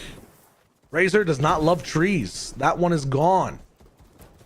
It does love being on the shore for now. Every single zone so far has had some semblance of water up in the business. Now, what does this mean, Kelly, philosophically? I mean, when you think about water, water represents life, but Fortnite is all about getting elimination. So again, it's about the balance of life and eliminations. There's no other word for eliminations. It's just life and elimination. Listen, I said it earlier already on the show, and I almost just said it again. I feel like you're baiting me into it. Bait is what you would use to fish, Kelly, and it's not even needed in this game. You can just use a fishing rod, as we were seeing before. Fear-free swag, again, false advertisement on the name, but I have to respect it. Sometimes you gotta run the scam. Runny is gonna get right beside it and see exactly what this service is about. For fear-free swag, it's dropping shots into people running into you. For Runny, it's trying to get this person away. Nice just backwards movement as well, as that shock effect is still active. On the edge side of the zone, making so much noise that the neighbors are starting to get concerned as well. Harambe, alive again in 2026, is going to be able to look back at these boxes and maybe find some value. Ronnie, slowest 90 I've seen in my life, is going to be able to get towards the top of this hill. Was that a 90? It felt like that was more of like a 45. Honestly, seemed like a 45-year-old was making that 90 right there. I mean, you got to be precise sometimes, and this is why. You get slow with it, you stay patient, you find eliminations. That is what running's all about. You know, Shia, we were talking about baiting and fishing, and that right there was just shooting fish in a barrel. Why go fishing out in the ocean, out into the pond, when you can just go into a barrel and shoot them? Jargu taking a few shots onto Arby's right here, but the sandwiches are not what's going to be waiting for him. Instead, it's going to be potentially an elimination, but instead, just going for some loot on the ground. Pepe Walker doing an interesting bush strat with a brick right there, which you would think would let players know, hey, there's a player right here. But it does not, and he actually gets a few shots onto Scare right there. Swax up onto the mountain, no shields, and it looks like Walker might get a chance. Actually goes on to Vero instead. Walker just getting shot after shot onto all these players. Swexy, one of the only players to avoid the damage, and as I say that, he does get tagged himself. And Walker right here, I judged his bush strat, and I'm sorry. Clearly, you are far more advanced than I am, and this is the strat that everyone should be using. You don't understand it, Kelly. You know, you think that they know that you aren't there or are there to the wall, but because you think they know, they actually don't know, but then they'll think that you don't know that they know, so you know to stay here and get bullets and shots down. And that's exactly what Pepe Walker 72 is doing. Look at this damage. 400, 500, 600 above Storm Surge, and hopefully when he wins this, $750 inside his pocket. Ladies and gentlemen, you're watching the MrSavage PlayStation Cup Finals. If you want to play in more tournaments that are powered by PlayStation, check it on your PlayStation console, man. You can directly from the console join these tournaments. Be like Hugh Saber, right? At the brink of elimination, drinking a chug jug, wondering if this game is even worth playing. Or you could be like C22, walking away with $750 in your first game, second place, or, you know, in that top 5 in the last one. There's so many emotions here. You can experience the entire competitive threshold all across directly from your PlayStation device. Hugh Saber is in a tough spot, and it gets tougher, Kelly. He's got to move to the other side of the world, from Iceland straight away to Antarctica. It's a big rotation. You know, you're talking about emotions, though. I feel like Saber is taking a bit of a relief as far as emotions go, because it looked like that was it and done for him, but able to use his big and minis to get up to full shield there now, effective 132 HP, and it's going to be needed up against Swax on Expo, but instead it looks like Swax is going to be avoiding that fight right there. Saber slowly crawling up the hill right here, not going to be able to kind of rotate easily, but instead going again onto Swax, but it looks like Swax goes onto him, and what a great return! He just punches him out of the competition. This guy's like, I'm not even gonna bring out my shotgun. You aren't worth it. Double gauntlet straight to the face. I haven't seen that happen at all just yet. So hilarious. And what is this? Don't lose the fight. Okay, Tarps, you're looking fine, and it's got to get back to tarping here. You got nothing, but did get 3 more gauntlet charges to use after that one. Huge to be able to move in for the game. Conard up in the business as well. This individual was the one slated to win that last game and got usurped and stolen towards the end of the day by the rest of the players around him, but he tried really hard to find height against one of the best players we have playing as well, C22.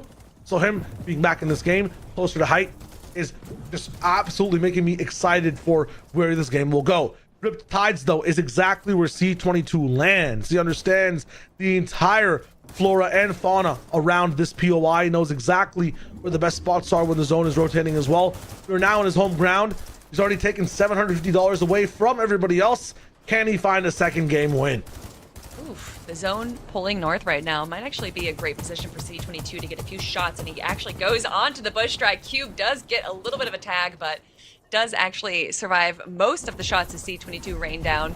And as this zone does pull north of him, C22 actually, I think he thinks that there's a lot more players far more south than he is, and he's just not getting any good angles onto these players. Most of them have actually already rotated except for Pepe Walker there. Is it going to pay off? And no, unfortunately, the final player just south of him does rotate north, so now looking onto Curb with just 40 HP, he does have a splash, and he needs to use right now if he doesn't want to get eliminated. A little bit of the shield grenade is going to give him just a little bit of a boost as well. That shotgun, though, in his hands, he is ready for anyone to just jump into his box and get the elimination, hopefully get the refresh. But C22, he doesn't need any refreshes right now. 90 builds isn't necessarily the most, but he is in a pretty good position, and it seems like he knows it himself. Understands that he has some time to work with. Meanwhile, an ever-growing concrete jungle down below, lost inside the tarps and trees. Tarps himself is going to see if he can be free and finding a little bit of more space beside his boxes. C22, again, the tech, the movement, saving materials, being so precise with everything as well, not doubling up with the pyramids either if it's not needed, only on fresh edits. This guy knows exactly how to chain wins from his position, man. It's crazy. Restry, a person we haven't seen on hype before, is locked in, but here comes Chunky Champ battling for it. Gauntlets up in tow, just a rotation, not actually a way to usurp that high ground. Restry's gonna be able to stay up here for now, but you know people will be coming in. Restry, though, with just 45 HP, looks like he's going to be dropping down himself, and instead gets eliminated in the air, and that means that high ground is now open. Is Evasive going to take this opportunity to push for high ground himself with 100 builds? It looks like he actually might have a chance to go for it, but with no mobility, there's not much of an opportunity for him to climb that high ground. C22 does still have a shockwave in hand, but it looks like he's going to be holding on to that for as long as he can, and Glow with 13 I should say, stacks onto his gauntlets is going to give him enough mobility to push up to high ground and fight Paragon for it. Builds on top of Paragon, and hopefully Paragon's actually going to be disengaging here because Glow has everything he needs to be able to hold this high ground for just the next few minutes, but he does not have, actually, he has 400 metal builds, so that right there is going to set himself up pretty for holding high ground. Still, Light Dot up in the business. Zeus aim there too, and C22 up in tow as well. So some of the scariest players we have so far are all alive for this end game. Close, a new person to tap into this one. Is going to be looking to see what's next. Zeus taken up by Paragon, who's really good at those box fights. Meanwhile, War, not an edge map rotation this time. He's actually in the center, in the business of everything around him going to be taken while he falls down to new floors. Amar is going to be there to be able to take every single build back his way. His wall damage not going to be towards his side. In another box, he's taken down.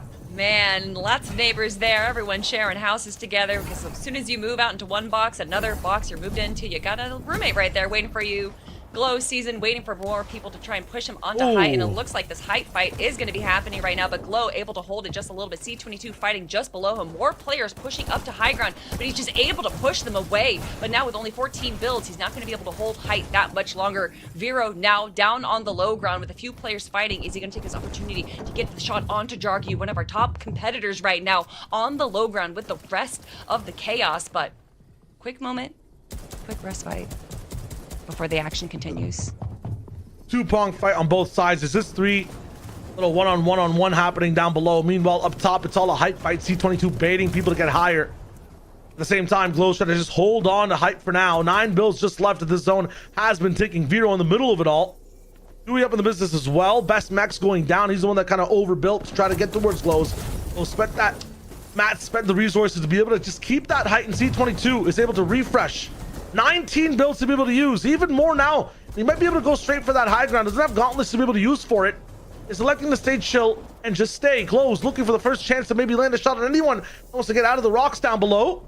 Not gonna find it yet. All 5 players being so silent, not a single shot being rained down right now, and Glow's going back up to his own builds. He's gonna just wait things out. C22 is gonna take out Jargu maybe on his own. Absolute low is able to pyramid him off. Has no idea what's happening up above him. Gotta be careful here. He's gonna move right over the box of Dewey. Is the edit coming through is the question. Waits for all 3 players in the business. C22 traded by Jargu, and he doesn't win either. Everybody just falls to the zone. I think it's Glows who gets the win all the way at the top. I think you're right. We're going to have to take a moment there to make sure that we have the right neighbor, and it is Yep. Glow who won from high ground. Who needs to get elimination, Shayo, when everyone's doing it for you on the low ground? Seriously, just the smarts to be able to double gauntlet back up to your builds when you just have 9. I mean, that's amazing from Glow. Love to see it. Absolutely. Things look so good. Honestly, genuinely amazing from Glows in that position. Whew, 3 games down, 3 more to go, and that means that we have 3 more winners that we need to be giving $750 to for the MrSavage PlayStation Cup. It's already been exciting so far, Shia. We've had some water zones, we've had some mountain zones, but we still haven't gotten that snowy zone yet. Yeah, absolutely. We have 3 more games coming. Stay tuned. We'll be right back after this break.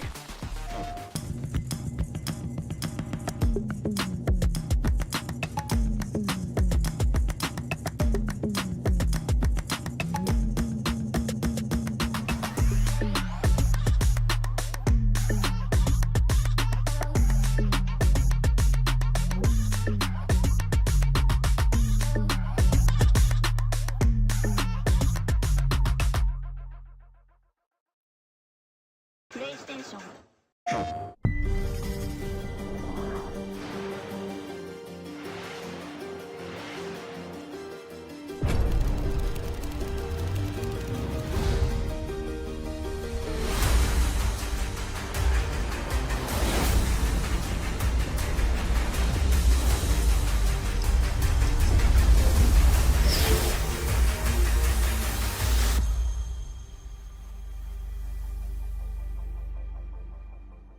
PlayStation. No 2 competitors are the same. Some run on routine for the chance to win big. Some make time to rise through the brackets. Some lock in with confidence. However you prepare, there's a place for every kind of competitor.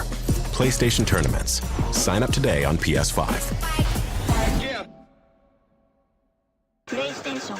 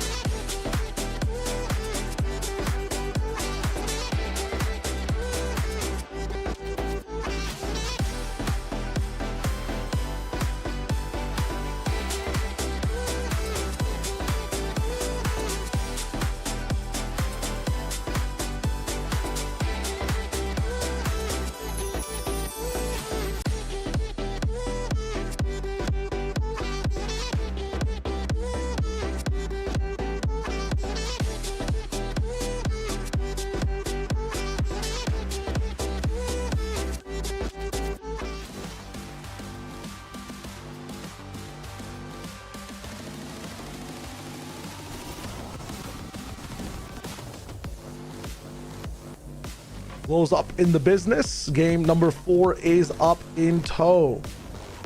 And right now, it's all just about being patient. I feel like in that third game, Kelly, it was just, waiting out your wins.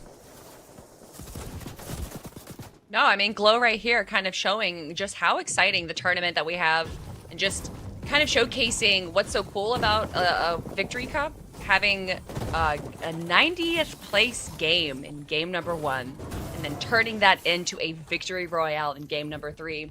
And now Glow himself almost going down, but being able to recover just goes to show how volatile this game mode is, this tournament style, where really it's just make or break, and it doesn't matter. Like, you can't really say once you get eliminated, oh, well, at least I'm still in the top 10 leaderboard, because it doesn't matter if you're in the top 10 leaderboard. All that matters is that win.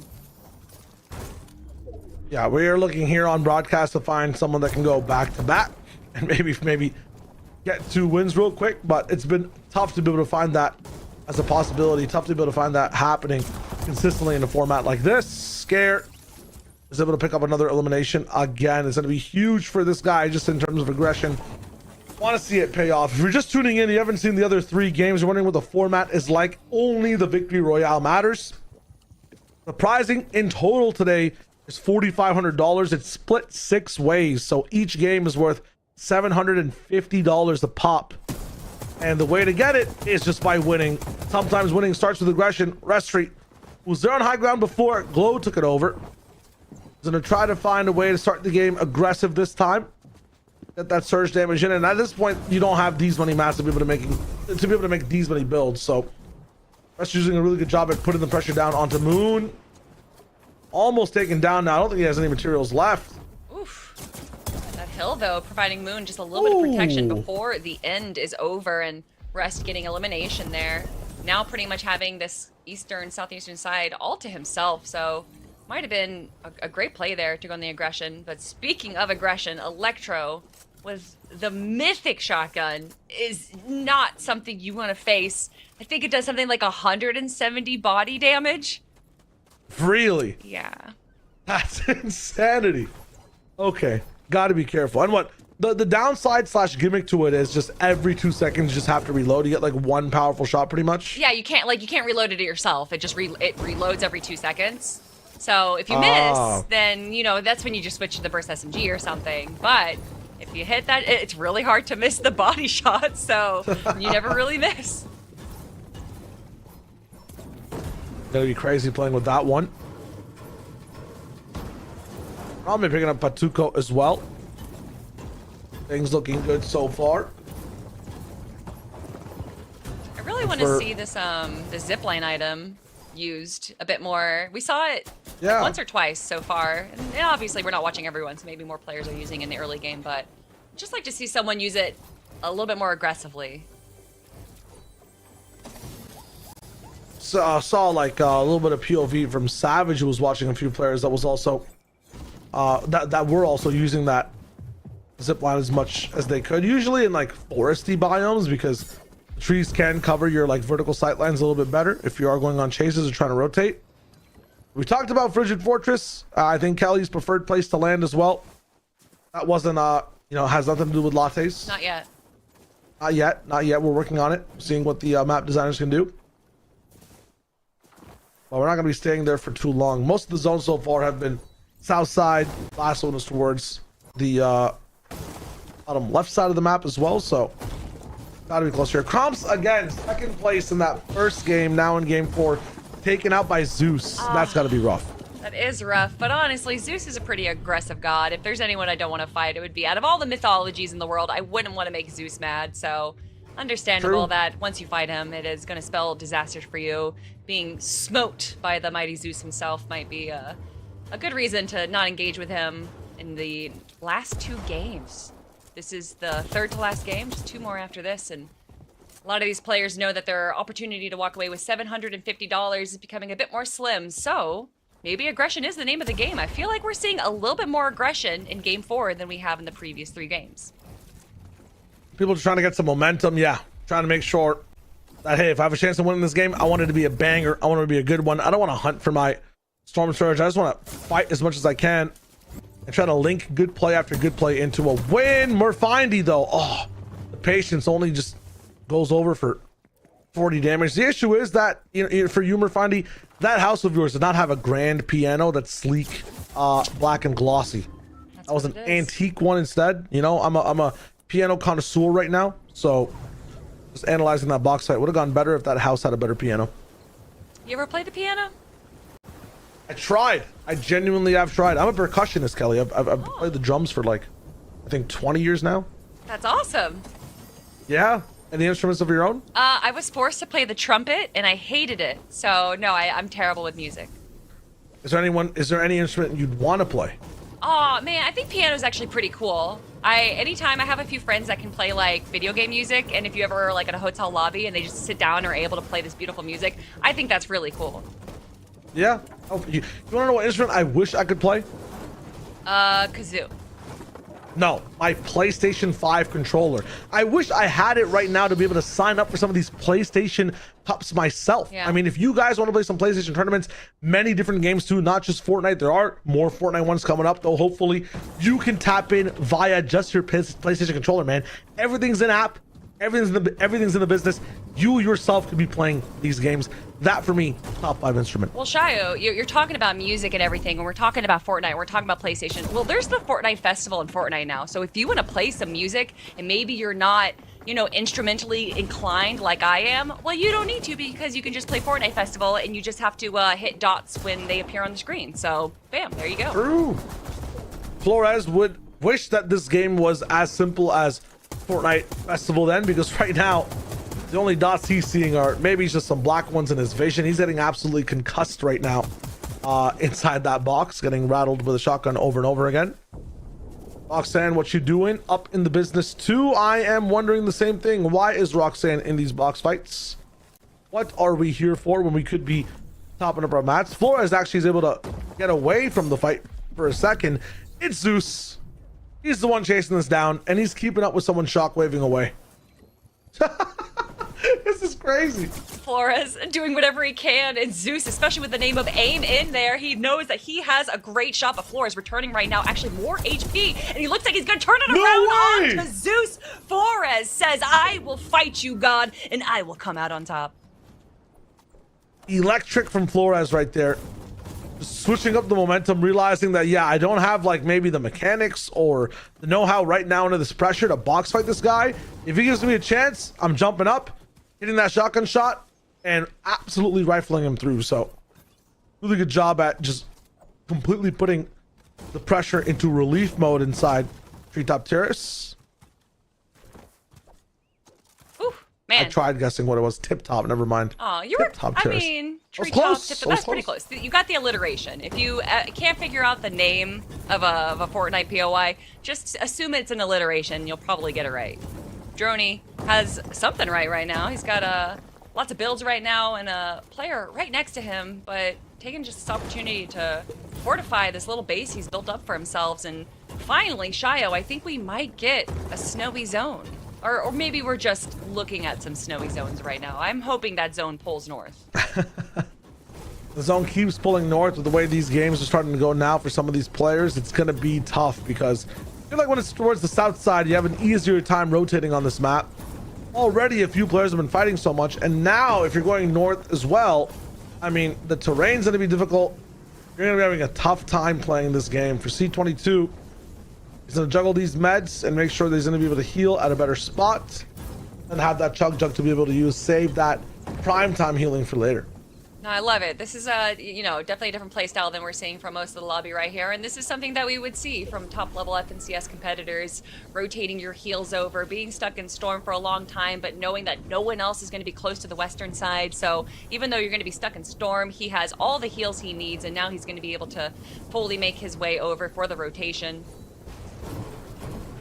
And just like that, easy to grab some barrels, heal yourself up, and stay into Storm so that you can avoid any potential mid-game engagements. Amari going to be able to pick up another one as well onto Cube, who came like, what, second in some of these games. Refindy going to have to tap that med kit soon. Ooh. Okay. Fine for now. Really greeting on this one. I mean, people just spend so long inside these zones, but it's because you have the opportunity to lock stuff in. just like this. Juggle the heals, be greedy with it, find some new ones, chain chests you never thought you could, because you have so much more time. Time's running out. Game number 4 for a lot of these players. If you haven't found that win every single time somebody else does, you have less chances to do so. Still, 3 chances, including this game, are still left over. Well, looks like Droney might be positioning himself for his own chance. Still farming up any materials that he can get, while the zone does look like it's going to be closing over towards more of the northwestern corner here. So Droney is going to have a chance, if he kind of boxes up, for a lot of these players over on the eastern and southeastern side to rotate over to him, and hopefully that's going to be a chance for him to get a few tags, as 61 players alive on zone is actually pretty good. This is definitely one of the more aggressive games that we've seen today, so it probably doesn't have to worry too much about Storm Surge just yet. Swexy with that gray iron pump. I can imagine not being able to find a better shotgun, but the iron pump, definitely one of the better guns in the game right now for these box fights. But going up against full boxed, I don't know if I'd want to fight someone like that. Yeah, not for now. 61 still left alive in this one, and you asked for the North Circle, Kelly.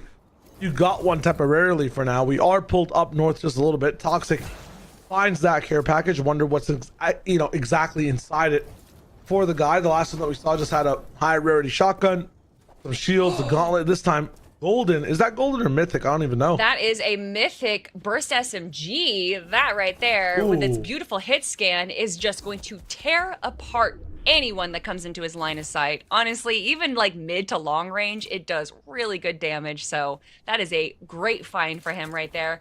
Unfortunately, I don't think he got a chug jug out of that. So that is probably not exactly what he wanted out of the care package, but not the worst situation.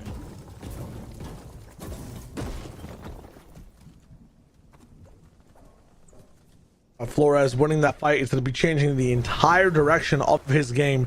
The POI that he lands in or rotates to has been free for so long. Zeus, who's been in the top 5 sometimes inside these games, or the potential of having so towards the top 10, ended up losing a box fight earlier on to Flores. Now we're in a situation where the terrorist is the zone, and he owns the entire server basically. Toxic, gotta be careful with this one. No shields, so all damage permanent right now. No heals either. This is gonna be a rough one to move with. This is insane. 3 mobility items, 13 builds, and then one of the best guns in the game. Is he going to be able to turn this around, get a great elimination to a player that might have some heals? Because that is the only way. Could you imagine having all of this and going down because you just don't have heals, and it's zone 5? He has to get an elimination onto Max. Hopefully here he's going to be able to get a med kit or a chug jug or something, because you do not want to make it into the end game with no heals. Would be tough. Just 3 builds, has to all in somebody now. Oh, and there it is. 2 big shots. Not gonna find too much else just yet, but both these guys will have to move. A big one coming in, and yes, I think that SMG finally is gonna trade hands and power. man, hopefully that finds a new home, and that home is treats it well, because that gun is a nice gun, and I'm glad that it didn't just go to the wayside and fall on the ground. It was picked up by someone, and hopefully we'll see that in the end game right now. I don't know if we're going to be seeing RDZ in the end game, though. Barely any health to his name. And speaking of that, Das able to box up real quick as he gets shot down to just 20 HP right now. He does have 16 charges on those gloves, so there is a chance to get away, but that just makes you such a target, and a target is going to be put onto his back. Das, unfortunately, going to have to go back to the lobby and fight again in game number 5. Well, Anxiety is going to have their twin anxiety with them in the mind, as he's going to be able to jump from tree to tree, just getting absolutely splattered by shots at the same time. Electro going to sneak his way into a build-free base of a bush. Noise XBL up top. Going to be almost looking down on him, but we're pulling even more north onto Tip-Top Terrace, which means we have a chance for the zone to double push into the actual snow side. Ooh, final second shot. Millisecond shot coming in from Electro too to get that damage all the way up, but he's putting the law down with this shotgun, man. Not missing a single opportunity when it's presented. And with Storm Surge being active, although he's not getting eliminations, these shots are going to be helpful right now. Electro with the Mythic Shotgun is just going to be doing so much damage. These players that have no shield are going to just be clean pickings for them, but Electro actually going to take a chance here to not go for the back end of zone and box himself up, which I think actually is a bit of a safer play. He was being a little too confident there, and we know that just a little overconfidence can spell disaster for some of these players. No confidence when zone is locking in. Everybody wants to be patient. We're actually doubling back to a lot of builds made from a bunch of people who just got into this zone. So you can expect a lot more height takes in this game. You'll see a lot more risks being taken and box fights being prolonged. The people who are actually on this zone right now, things get very tricky, finicky. You can't trust walls, floors, or roofs at the same time. TBP up on screen right now as well. Such a good loadout to be able to look at. And Yasir, yes, this SMG might not be mythic, but it still tears absolute shreds through all these wooden builds. I kind of like this little moment right here for this early high ground take. He's got a really good position on the edge, so he's getting these clean tags for free. And obviously he's not holding high ground right now, so he's not having to use that many materials, but he is positioning himself to be able to claim height if he wants to. And with almost full mats right now, it is definitely Yasir's game to win. But taking a look onto Zora right now, 2 eliminations now, turning that into 3 onto Light Dot, one of our top competitors right now. Definitely going to be giving Zora a confidence boost right now as she does this reverse gauntlet. That was really interesting to see. I love that position. To see anyone going down below behind her, and that right there gives her just a little bit more awareness to know that there's people shooting down and able to recover. Zora trying their best to get into this zone while relieving a lot of pressure. Has the gauntlets to use, but has to make it outside of these builds. Not too many builds of their own to be able to lock in with either. And while this zone locks in on the terrace, we'll see where we end up getting pulled next. Towards the left side, nobody has builds for this one. This is brand new territory, and the ground looks a little bit rocky. I'm not saying too much water up in the way, but you don't want to be ultimate low for this one. It could get a little bit scary with the changes of elevation. Flores, home turf so far. Lots of mats to be able to work with, and you can actually use this elevated treetop path to be able to move in. Kobe, though, talk about elevation. Absolute high ground, raining on people down below. Oof. And having just all these trees around you is probably going to make it a little bit more challenging for people to take height away, but Kobe unfortunately not able to put into a position to easily claim height. But as I say that, he's able to attach himself to another one of those tall trees and rebuild height. Yasir, one of the players that we're looking at, actually goes down into shambles and is actually eliminated by Kobe there, and hopefully Kobe is going to be able to recover all the mats that Yasir was holding, but actually looks like Kobe not going to have enough time to do that and has to go back into zone. Zeus on the low ground, we saw him in the sky, now he's on the ground right now with all the rest of the mortals. With just 1 elimination, he's looking to get a few more. Sticking to the left side of zone in the front, it is just clear and easy to rotate, which is great because he just has only 9 mats to build with, and that is not going to be enough if he wants to claim some real estate down below. Kieran, with just 7 HP right now, is hoping that he can keep his way out of Storm. Zeus, leave things open for just a second. You lose 100 times the relevant HP right there, my friend. Unfortunate. Not too much to use now. All in on this one. Fumbling over the builds a little bit. Finally finding a way onto a layer. Past that, Flores all the way up top. Finds Bully, makes him stop. After that, tries to reconnect. Not going to do it just yet. Looking for more shots all around him. Meanwhile, everybody else still moving and grooving inside the server. Kobe's found another way to get all the way up to height. Flores is going to punch his way close range. Has the match to be able to go with it, but decides just to relax for the moment. Oh, it's all broken down. Uppercut of freedom to keep Flores alive. The second time we've seen it, the reactions from these players are amazing. He's ultimately in the box drop. Shoni Flores can do it all.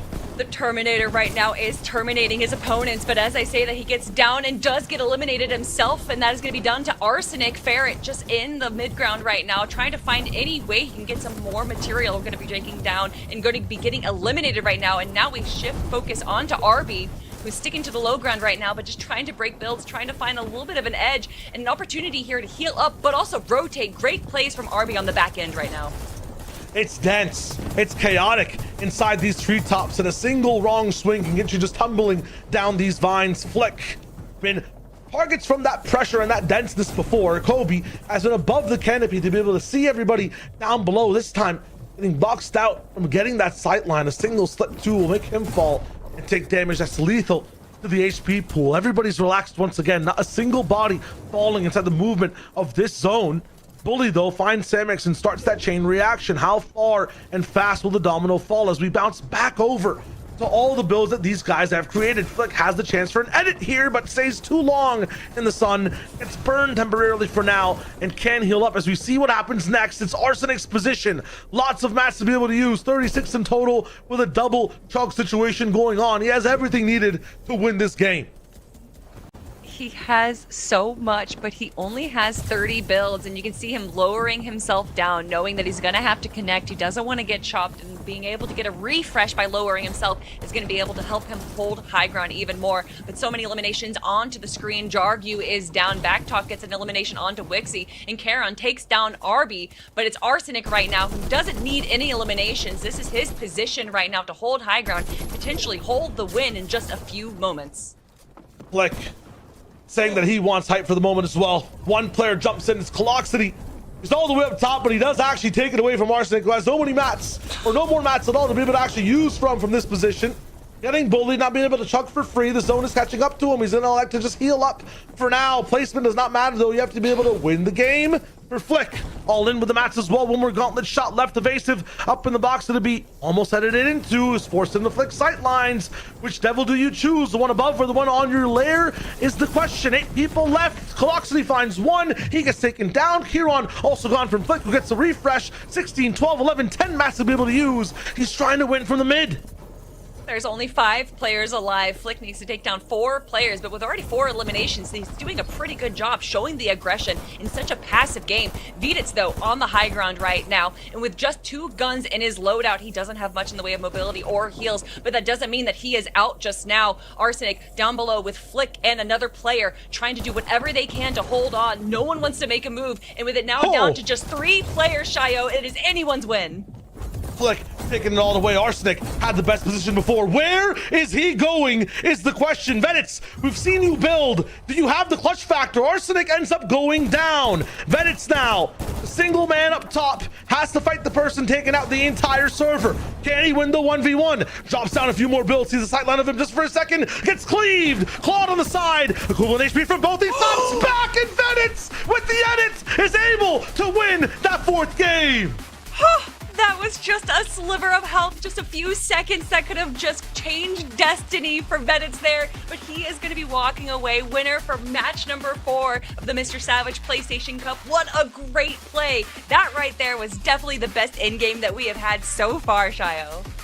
Absolutely. Flick's in the business, taking off every single player. And the one fight he didn't finish himself is the one that literally comes to bite him in the back. Veditz.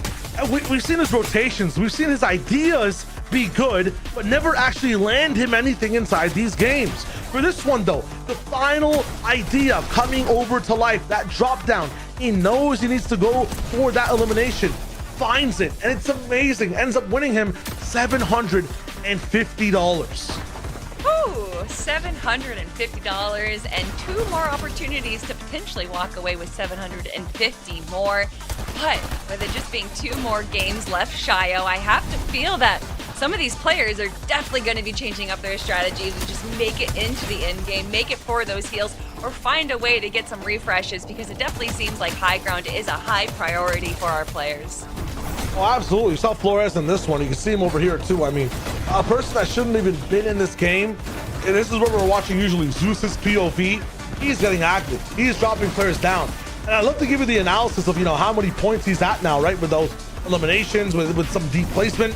It doesn't matter. Only the win gets you money today. That is the format. You win the game, you get a nice $750 check. If you don't, you're gone. There's nothing for second. There's nothing for getting 8, 10, 20, 40 eliminations inside one of these matches. And you're talking about it, Kelly. Will things start to switch up? Will people start to get a bit more proactive, desperate to find some control in this game? Absolutely. We already saw it in the last one. Yeah. These last 2 should be crazy. Yeah, a lot more early aggression, and it definitely seemed like more people desperate fighting for height. So that is what I love to see in tournaments. I understand it can be a little bit passive in the mid game, but these in games is what I am here for, and that is what Vedets is here for as well. With that victory royale, that is definitely going to be giving him a nice chunk of change to potentially buy some V-Bucks or maybe something else. But Flick, second place and just on a tear on the low and mid ground. You know that he is going to be doing whatever he can to make sure that he gets that win in game number 5. Absolutely. You look at everything dropping down so far. This tournament has been fun to see. In eliminations, in placement, C22 is an absolute double pack above the rest. An average placement of 9 so far has been the player to watch. It was actually Flores dropping into his box the last game that ended up taking him out. He's got a win on the board and has been actually in positions to get that double up. I think the most expected person we've seen so far, Kelly, to get that back-to-back win. It's really, I mean, just looking at the stats that they have right now, it is so impressive to see how they're able to make it to the end game time and time again. That last game was definitely their worst performance with a 27th place, but out of 100 players and it being a solo competition. Obviously, that is absolutely incredible. So probably going to be just sticking to what they've done. And I don't think that we're going to be seeing too much of a change for their playstyle right now, but I can't say that that's going to be the same for everyone else. Not at all. I mean, you saw the comparison was, I think, the average good player as well inside the tournament without a win, right? What Vedets was before that game 4. Backtalk specifically has been in such good positions while that zone's starting to move, has made it deep into the game. By the time we're in the 10th, 11th zone, there's still 20 people left alive. He has an average placement of 23 right now. He has more elims than C22, but his money, 0 at this moment. C22's got a nice fresh $750 inside his wallet, inside his bag. It's the win that matters. You can be playing better than even consistently right now. It won't mean a thing if you can't get that dub. He might not be rich in his wallet right now, but he is rich in his locker because every player that you see competing here today has already won the MrSavage bundle. So still walking away with some money, and with 2 more games left, maybe he's going to be walking away $1,500 richer too, Shayo.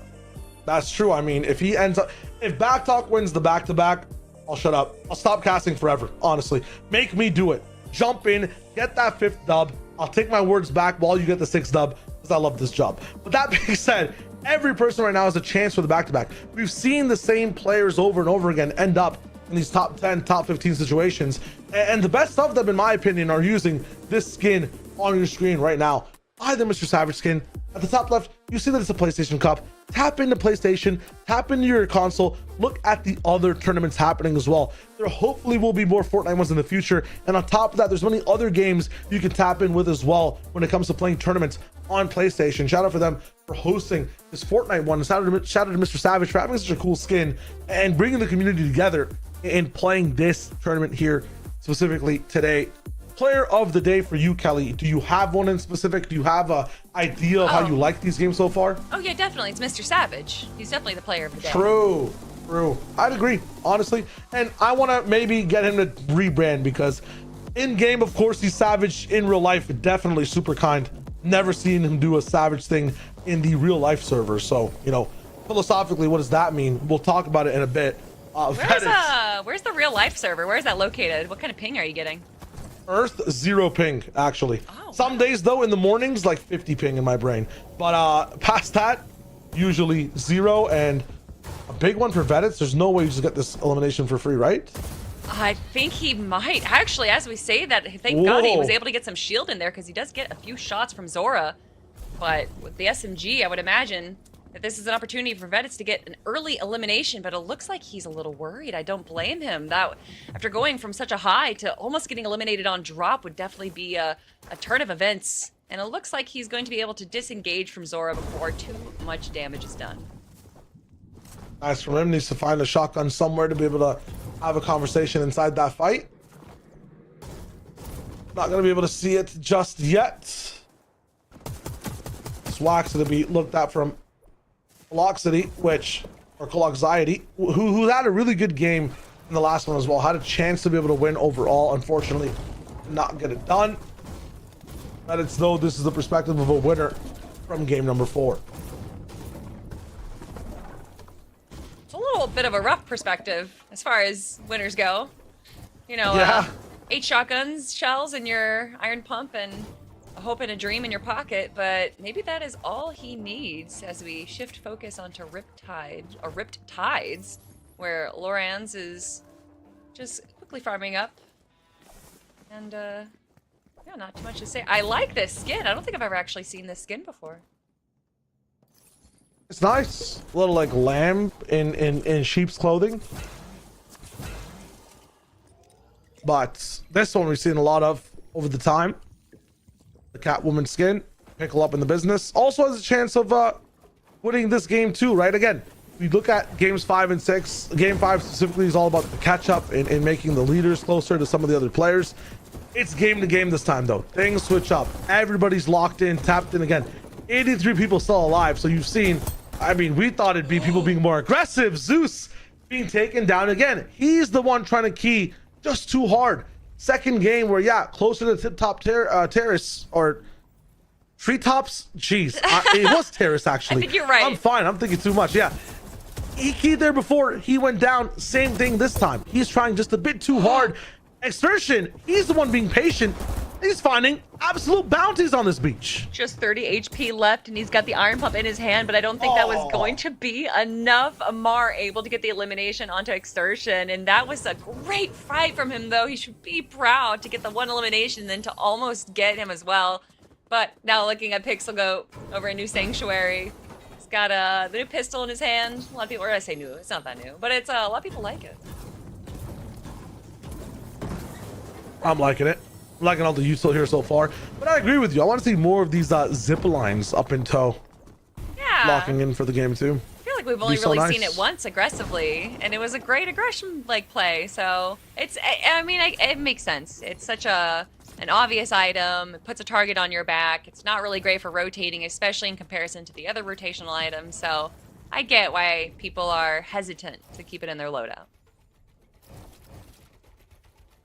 Shockwave changes. Do they hurt your heart? Do they hurt your soul, or do you like them, Kelly? I wanna hatch analysis from you right now. I think Shockwaves destroying builds has been one of the most chaotic things that you could have, especially in an in-game. So I like that they don't break builds. I love the speed boost because we haven't really had an item that gives you that kind of little speed boost like we used to have with the slap rush effect. So I do like that that's brought back into this season. I don't know why they changed the distance that you're launched though. I feel like it was almost free rotos the entire time. I feel like now shockwaves are like a bit more trackable if someone's W keying you, and at the same time they're like a bit better when it comes to just being able to have counterplay to them, right? Because before someone just ends up in your box, it's done. We've seen people have bad uses of this item now. I feel like everybody was able to be good with this. It's nice to be able to see that some people can be better than others in using this item. It's a very, very fun time.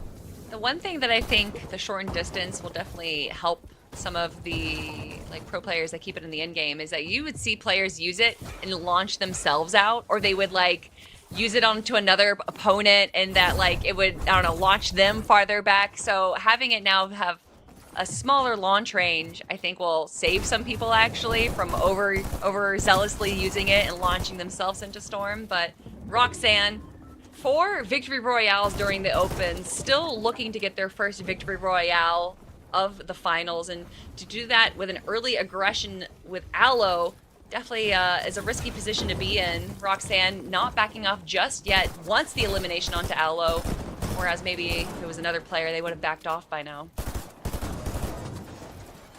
Saw Roxanne W key in a different game. This time it might work out a little bit better. Last time I don't think the conversation fully ended. I don't think you got to have the whole fight. This time I think it might be the same way. I mean, the defensive just building from Aloe, this guy's fast. Skady on this ice as well. Roxanne, good tracking though. Jumping over this wall, you might just find this win. Uppercut, sidestep. Have to really use a few of these gauntlet charges. Might not be seeing this later in the game. Wow. These guys are fighting on the ice, man. I mean, honestly, both of them are having great positions, but Tarps is the one that's able to walk away, getting the elimination onto Aloe as he desperately runs and isn't paying attention to the left side as he looks behind him instead. Glow has a very different start, although not too many builds, and it makes me wonder if we did see an early engagement from him, but not able to walk away with any eliminations. Now, refocusing back onto Roxanne, and with 0 elims, I would imagine that means that he wasn't able to get the elimination. But that doesn't mean that players have stopped trying just yet. And it looks like they are fighting for that vending machine, the coveted vending machine. Noise, though, is going to try and fight for it, too. Who is going to walk out on top? Always close. Slightly just a bit too far, though, from having control of it for now. C22, so good at controlling these games. Glow, who's won it before, too. Winners on winners in these box fights right now. Looking to see who can have control of this game in number 5. Who can get the back-to-back 750. Glow's not going to find it yet, but understands he's put the pressure down. C22 sees him running away, does not let him get away for free. I mean, both these guys are stretching every single inch of this box fight to the maximum. Speaking of stretching it to the maximum, Roxanne still in a fight, but finally does get the elimination onto Noise. And sometimes those long fights do pay off. Look, he's still got 145 mats with a refresh right now. But if you just use so many of these mats and heals and stuff to fight someone and you don't get the elimination, it is pretty much spelling the end for the rest of your game. Yeah, there's always a reward you need with the cost that comes in. Best max, best aim up in the business, and he's not using either right now to get close to this one. Very sneaky like. I think Pickle knows there's someone here. Why would you build that extra box is the question. Oh no, he's emoting He's on dancing him. on him. Pickle, no. Why is he dancing on him? Because he just got the elimination. But Best Oh, he's Max, definitely, he has no idea. but he's giving him a chance to heal up. Pickle at once had no shields and now all the way healed up, but he's just waiting for that opportunity for Pickle to try and rotate out. He knows he's stuck in Storm, and there's just going to be a moment where Pickle starts moving forward. But he goes right behind the building. What are you doing, Best Max? Bruh, this is not Best Max. I mean, you know, this could still be Best Max, best aim. Double box, again, he understands there's something wrong here, but he has no idea where it's coming from. Pickle, I mean, situational awareness is huge. I feel like I'm watching a Skyrim NPC hunt down the main character. What is going on right now? Pickle is in quite a pickle right now, but Best Max with no white heals and no med kits on the horizon might just eliminate themselves without realizing that it's they get nothing out of this. I mean, okay, now he's finally seen through the pyramid. I mean, dude, what was this? Finds a med kit, Okay. everything's fine. Sure, man, sure. You know, maybe Trying they the were. funny. I feel like they were just entertaining us. They knew that it's Zone 4, one of the most boring zones in Fortnite, so they tried to give us a little bit of excitement. So I appreciate that. Thank you so much for the entertainment. Now Pixel the Goat taking the mantle for entertaining us, but Roxanne, one of our top competitors, going down to Dark U pretty early on in the game, and now with this being the penultimate game, they're just gonna have one more chance to walk away with $750.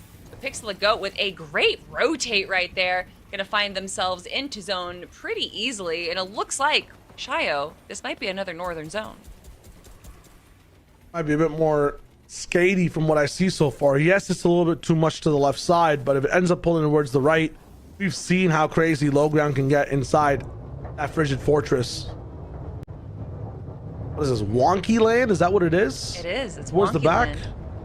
I will What are your- 100% call this Cartman Land at some point in the game if it stays here, because it was Cartman Sure. Land last season. But Wonky Land, yeah, one of the top POIs. It has this really cool target game inside of it that if you are able to shoot all the targets within a certain amount of time, you get some great loot. Oh, really? Okay, I want to see more of that around the map. This roller coaster is kind of nice too. I'll co-sign it. I love Wonky Land. This is a pretty common strat too, building up this little lighthouse up on the Ferris wheel. So pretty good position to put yourself in, especially with zone pulling towards Wonky Land. C22, though, one of our top competitors goes down early. We already saw one victory royale, but game number 5 will not be another for them just yet. Back to the lobby they go, and back to the Yasir we go as we watch him just kind of peek around the rest of the lobby. Will be the warden of what is the jail of Wonky Land right now. It seems like everybody here is on a strict schedule to stay in their boxes and pre-edit every 3 seconds. Seems fun. This is where we see the zone start to lock in a bit more and people just rotating to come in, hold things down. Surge is not active yet either, so not much of a reason to go for a fight. So actually, though, we'll be going down the War, who comes in and Light Dot, one of our game winners as well, going to be firing some shots towards his way. Shayo, Yes. you were talking about lattes earlier, but you said you didn't know I much about was. them. So what's your caffeine drink of choice, or do you forego caffeine? Black coffee. That's my choice as Yep. well. Nice. I learned what an espresso shot was like literally last week. Oh, what? And I'm like, wow, this is very efficient. Like, this is actually so nice. Never tried one before. That is wild. Yeah. If I usually live off the vibes of life, you know? My goodness, that's quite a vibe right there. Tommy the cat's looking for the vibe of eliminations. On to Scare, though. It's going to be a little bit difficult, but he does have that legendary iron pump, so a lot of damage is going to be done if he can get the shot to connect. Scare taking a chance to heal there. Tommy doesn't want to give it to him, but unfortunately, it looks like he's not going to be able to do too much against Scare. Now, Scare has been someone the community is always asking to tap in with and look to seeing exactly what he's doing in this competition today. We've seen him be in some good positions with some very good loot so far. The issue is it never translates into a win. The win is all that matters today. Cool to see some stats run to see who would have won if this was a default format. I think it would have still been C22 somewhere in the top. Definitely maybe even closer to first place. Okay, Wonky Land endgame. Can you use the roller coaster, or does it get disabled like some of the old, like, you know, because I'm Unk. Does it get disabled like some of the old wind turbines in like Chapter 2, Season 7 type beat? I don't think Carmen Land did that. And I think it stays the same. The little zip lines that they have, or not zip lines, but the little dash things. I don't think they get. You can still dash at endgame. Yeah. All right, that'll be fun. That'll be really, really fun. So far, fear-free swag. Seeing him a lot in the mid game, always having a good time. War in front of him, absolutely just smashed his face into a wall after getting shot. Wants to make sure he boxes up. The south side of Wonky Land going to be a tough place to live as we have to move even far further north. Half the zone a mountain, the other half treacherous terrain, and there's a drop for whoever wants to be there first. Not sure who's center circle there inside that zone, but that guy is eating. This end game is going to be so interesting because either it goes west and we get this weird water zone where just height is probably like 10 layers above low ground, or we're going to have an eastern polling zone where it's on top of mountains and that's chaos, or it's going to go back south onto Wonky Land where there's a billion builds and then 1,000 buildings that can't be destroyed. So that is going to be interesting for our end game. And looking at that little right hand corner, it looks like there is a supply drop that hopefully one of our players is going to be able to claim for their own. But Seelick looking to claim some tags for their own, maybe potentially onto rest, because 137 damage below Storm is not where you want to be at this point in the game. Yeah, this is a really good ang right now.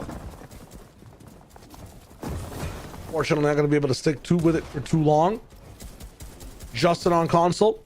Now, is it just in on console, like something just came through, or is it actually Justin, my guy, on console? Philosophical questions of the mind. His aim is very literal, though. You can see it figuratively, physically slapping right on your screens right now. Pickle in a bad spot too. Free swag up in the business is going to be filled with fear as Pickle just trickles in behind him. Justin, though, has options. A mule to select from on every single side. He blocks off Pickle and drops into a different box. Going to be his wall here to be able to use as well. Not going to go all in for it. Wants to stay situationally aware. We are moving even further higher now, straight into the Alpines. Oh, that Rocky Mountain zone is going to be a little difficult for all the players that you see on that southern side of the old zone. Look at that. That's at least 30 players, and barely any of them are actually going over the mountain. It looks like instead they're going around the mountain. So, you know, all the rotations that are probably happening down there are just giving free opportunities for players on the high ground to get some tags. But this just in, he claims the high ground on this mountain peak, but a few other people have already claimed their stake here, so he's gonna have to fight if he wants to claim it for himself. But Seelick right now taking a few shots onto some of the other players as he's already found himself a nice little side spot on the mountain. Gonna be seeing every single person coming in very soon. Wiki has to move. Big Toxic has small shields. Light Dot is nothing but heavy in these box sites, man. I mean, I've not seen him lose a single one so far, unless it's chaotic and there's 20 people jumping inside his box. One-on-one, this guy's been so good. It's gotten him $750 today, and that's exactly what all these players are playing for. It's not placement, it's not elims, it's just the win. Light Dot, as you can see, the 100 points in his bag right now means he's won a game before, and he's lethal with that aim again. Complete refresh, blocking off one of the sides, a tough space to be able to fight from. Unfortunate, not his wall and not his job at all to survive there. Tough for him moving up this mountain. You're on low ground right now, Kelly. You're in a problem spot. There is just too much going on, too much that you need to navigate, and that doesn't even mention all the players that have this just free vision from high ground. You know the saying, I'll take the high ground, you take the low ground, you'll get there before me, but it doesn't matter if you're eliminated. Bully Slayer, though, looking to slay some bullies on the low ground, but Dark Q, he's on the high ground. He has the high ground right now on top of the mountains. He is king, but can he hold his throne for long? And Lulu right below him has a chance to take that height with 2 uppercuts. Dark Q keeping it frugal up top. Wants someone to maybe try to take this away from him. He's just rotating punch after punch, build to build, has natural ground to be able to cover in with as well. Khan loves fighting for that height, is up top too. We know he goes crazy for it all the time. Delulu electing to just keep that middle ground there. Bully still popping off in a few elims, so every single place is getting active. Dark Q playing a very cerebral game here. Again, the eliminations just do not matter as much. We were asking for a different end game, and we got one right now. And we asked for a snowy mountain zone, and we got one as well. Scare taking a few tags onto the players down in the mid ground, but gets shot himself from the upper ground. And with all he has in his loadout, you know he has the position to win. He does not want to go down just yet. Bully Slayer in a little bit of a worse position, waiting, biding his time before he can make his way up onto high ground. But is he going to be able to steal high ground away? It looks like he just doesn't have the right angles for it. Con Art, one of the more aggressive players, taking a few shots onto the side, but he's low in HP himself. We're moving even higher on this mountain over the peak, and then even more so afterwards. Here it is, basically what the summit is of this entire big zone. Bully has found a way to drop Dark Q down. Goes back over for the mass that he needs to be able to build and stay up top towards this snowy hill. He is at the very precipice, absolute limit of the Fortnite map, getting bullied down now. Oxygen running low. The lifeblood he needs, the materials being absolutely disappeared from his inventory at the same time as well. Chugging in, Curve will not let him do it for free. Yasir up top too, possibly a new player up in the summit to be able to hold on. He's one of the last players dropping off from this spot. Scare, who we know has builds, will be in a perfect spot as the zone bounces back. It's trouble from every single person on low. Bully will drop down, find a shot to stay around. Is not going to be able to connect. Just 3 builds left over for him. It's the final 10 players. The winner gets all the money. My goodness, high ground is being passed around like a hot potato right now, but if I'm not mistaken, up on top, who is it going to be holding the ground? I saw Yasir's name, but Bully Slayer is actually the one that's going to be going down right now. Scare quick behind him, Curve going down as well. If I'm not mistaken, he was actually the one on high ground. So who is holding height? Is anyone holding height with everyone who just shambles when it comes to builds? Jargu is the one on mid ground right now that's going to be controlling the story, controlling his destiny. Yasir down as well to Vero, just 6 players alive right now, but who is going to come out on top?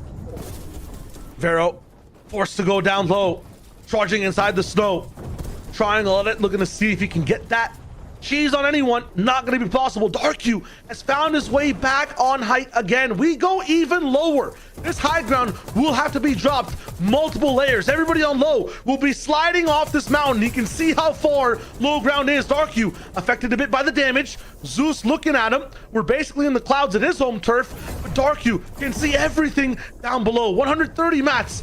Uppercuts from Vero. Does he have enough to actually get down is the question. He has gauntlets to break his fall. It's all about that uppercut, but it's Scare who's somehow above him right now. Uppercut to stay alive. Risky in the sky, but he connects. It drops again. He connects a second time. It's insane from Scare. Zone though, he has no time. Fall damage and a tick. Scare goes down. Dark Q has found the ground. He falls too. Jargu is here to find that guaranteed win, but he's got one more person in the way. It's Vero. He uppercuts. He tries to find it. He dodges the shot. It's Vero who has to stop it now. Jargu has the lower builds. and Vero runs away. There's more zone to be able to play with here, Kelly. And this 1v1's not done yet. I think Jargu was confused for a moment. It looked like he thought that the player was maybe going for a heal up, but no, he's still in zone. The storm hasn't closed yet, and Jargu now, who was once in the greatest position to win, now on the low ground, now with just shambles for health, 75 effective health right now, but he still has 2 more charges on his gauntlets. Is he going to be able to make a play as he is stuck on the low ground, breaking builds, trying to avoid any vision from the high ground player of Vero? Vero now making his way out of storm, taking a quick peek, possibly looking away to climb up these builds as he has no builds himself. Jargu gets the shot, breaks it down, but doesn't get the elimination just yet. Another shot from Vero, but it's still just anyone's game, Shayo. 1v1, the positions have changed. There's no mats left now. It's all about pre-fires. Jargu finds it, a puzzle that he claims as a prize. 750 straight to the bank. What a win. What a decision. No mats, just pure power. My goodness, from start to finish, Gen G's Jargu there had the win ready to go, but in the final moments, it looked like it could have just spelled disaster for him, but he kept his cool, he kept his focus, and he was able to get the final elimination and our 5th win of the day.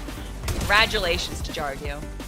You were singing his praises this entire day, Kelly, hyping up the fact that he was, a winner of one of these previous cups or was a high placer the entire time. You can correct me.